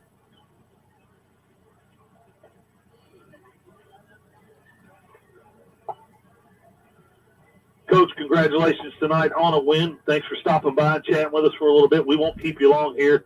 We'll get you going. I know you want to get home, get some rest. You're back at it again in the morning. But thank you, guys. Good win tonight. For the kids, and they come out. I thought they competed. I know there's probably some stuff you're going to go back tomorrow morning and try to clean up to prepare for this Borden team that I thought come out and played really well tonight. Different Borden team than what I thought we saw that first game of the year. Yeah, absolutely. It was also Borden's first game when we saw him that first time. Sure. Just like it was our first game, and we happened to do a few things a little bit better, but they spent a lot of time fixing their flaws too, just like what we're trying to do. I felt like tonight we struggled a little bit to play to some of our strengths. We were so shot happy early in possessions instead of you saw at the end of the game we finally started throwing it to Jacob. It's like, oh yeah, that's a pretty easy option. We should probably do that a little bit more often. Well, I heard you at one point, Mike. You brought up. He said he saw you after we scored a couple times. Said, keep running it, go back. They were switching in their man-to-man. So what we were doing was we were struggling to get Cade the ball in that action. So we changed what we were doing. We made Cade a screener first, so then Cade got a different guy guarding him. So then when he pops back to the ball, he's open. And then we have Cade on that side with Jacob in the post, which is it's good for us. Talk a little bit about some individual. I thought Yancey Edlin played a great game tonight. And me and Mikey talked about it. I know Yancey was on the radio with me last night. Did a really good job, by the way, on the radio. I enjoyed having him on there with me. But talked about with the focus being on Jacob and Cade, that it was kind of going to be on him a little bit here to perform tonight. And I thought he stepped up to the challenge and played a really, really nice ball game. Yeah, absolutely. He's a guy that it doesn't matter what that role needs to be for us to win, he's going to fill it. So whether that means he's got to become more of a rebounder that game, or he needs to attack the basket a little more aggressive, he's going to do whatever that is. To be honest with you, the action that we ran at the end of the game when I said to continue running it was something he said we should do. And that just kind of speaks to his mindset. He's a we call him Coach Yancey. One, because he never shuts up. He's always trying to talk and lead people, which is a great thing. But also he's very, very mature in his basketball IQ. Especially for a 16, 17-year-old. Well, Coach, I thought you kind of had to play a different way you wanted to play in the first half with Jacob picking up too early, and kind of change your game plan. I was very happy with the way that turned out because we ended up switching to man-to-man when he was out. To ask the question, he's sorry. That's my bad. But no, I was excited when we switched to that because we went switching man-to-man, which we don't typically do, but we talked about it in practice and we ran it a few days in practice, and our guys communicate better in that, so I kind of like that. But no, it was good that we see that we can still compete with a bunch of other guards when we go with guards. It was good to see. Talk about Eli coming out early with 5 points right out of the gate, kind of setting the tone early, and, the work he's put in and what he's going to have to do tomorrow night with Borden, who's going to be aggressive and slapping and going and digging for the basketball. What's he going to have to do to contribute to continue what he did tonight? Well, I'm not saying that Borden and Salem are the same team because they are very different, but in in respect to their size and what their guards are, they're all guards that can and will shoot it and will get to the rim. But with the way that we run our zone, I think that kind of negates some of that a little bit. So we're trying to do at least. But I feel like Eli against those guards tonight, I don't know if he had a few steals, and I know definitely had a few deflections, but he stands there and he waits until they run into him, which doesn't end well for them. And then he just grabs the ball. He keeps it pretty simple for him. And then offensively, we know he's a good shooter. He knows he's a good shooter. And when he can keep it that simple to where he just catches and shoots, he's really, really helpful. Going into tomorrow night, the rematch, does the guys have a chip on their shoulder to show that it wasn't a fluke last year because Borden was probably the favorite coming in last year? Or, are they coming in, it's 4-game winning streak, or is the confidence there where they think they're just going to come in and, as long as they take care of business, they should come out on top? Or what's the guys' mindset right now? Well, we always talk about it, our program's more than winning, but if there's a championship on the line, we're going to get it. That's our mindset. That's actually exactly what I just told them in the locker room. So tonight they knew that they needed to take care of business so they could put themselves in the situation that they could go win a championship. And now that they've done that, they're hungry to go get one. We've got 2, 3, 4 guys who weren't really a part of that last year. They were on our team in the program, but they weren't on the floor making those plays happen. But no, our guys are excited. They're ready to get after it tomorrow morning. so that way we are prepared for tomorrow night. I'm excited to compete against a team like Borden. I think Borden's a very good basketball team, and I'm excited to see what changes they make, and I'm excited to see our guys adjust to those different changes throughout the game. Well, Coach, we won't keep you. I know you got to get back, start preparing for tomorrow night. Good luck. We'll be here. If you need any ideas, just let me know. I'll give them to you.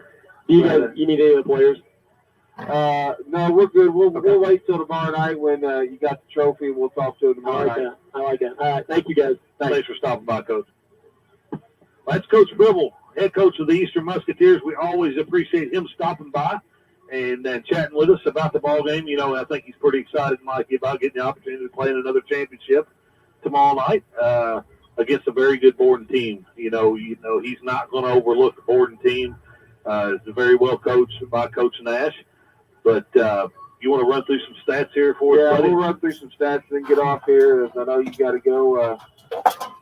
First for Salem in scoring, they were led by Humphrey with 10, Tucker with 7, Chastain with 3, Bowman with 7, Whitfield with 4, Stevenson with 5, and Huron with 6.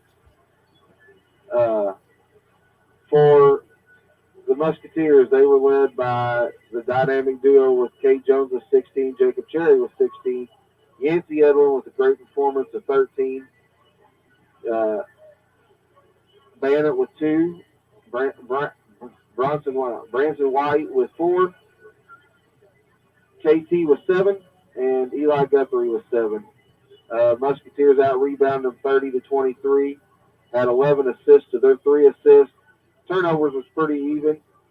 The thing that really sticks out to me was we were 9-10 from the free throw line, and they only shot 2 free throws for the game. So good job for the Musketeers there, and I'm excited for tomorrow night. It's going to be exciting. Yeah, it is. Ought to be a good crowd here.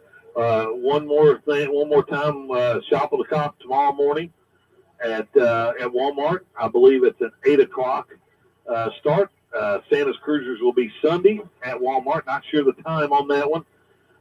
But Jason will be on the air tomorrow night, 6 o'clock, to bring you the Salem and West Washington game. And then at the conclusion of that game, Mikey and myself will be back on roughly around 7:30 to bring you the championship game here at the Washington County Holiday Tournament. Mikey, you got anything else? No, that's all I got. I'm excited for tomorrow night. Looking forward to it. Final score here, 67-42 as the Musketeers win over the Salem Lions. Earlier, the Borden Braves won 72-56, I believe, was the final there. So the two teams we thought would be in the championship are, so let's see how it all plays out tomorrow night. It'll be a good first game rematch as West Washington got beat on a buzzer beater the first game of the season for them two teams. So see what happens. Well, I don't have anything else, so we'll send it back to the station. And for Mikey and Wes, you've been listening to Musketeer Basketball on WSLM out of Salem, Indiana. We'll see you tomorrow night around 7:30, and I say God bless and good night.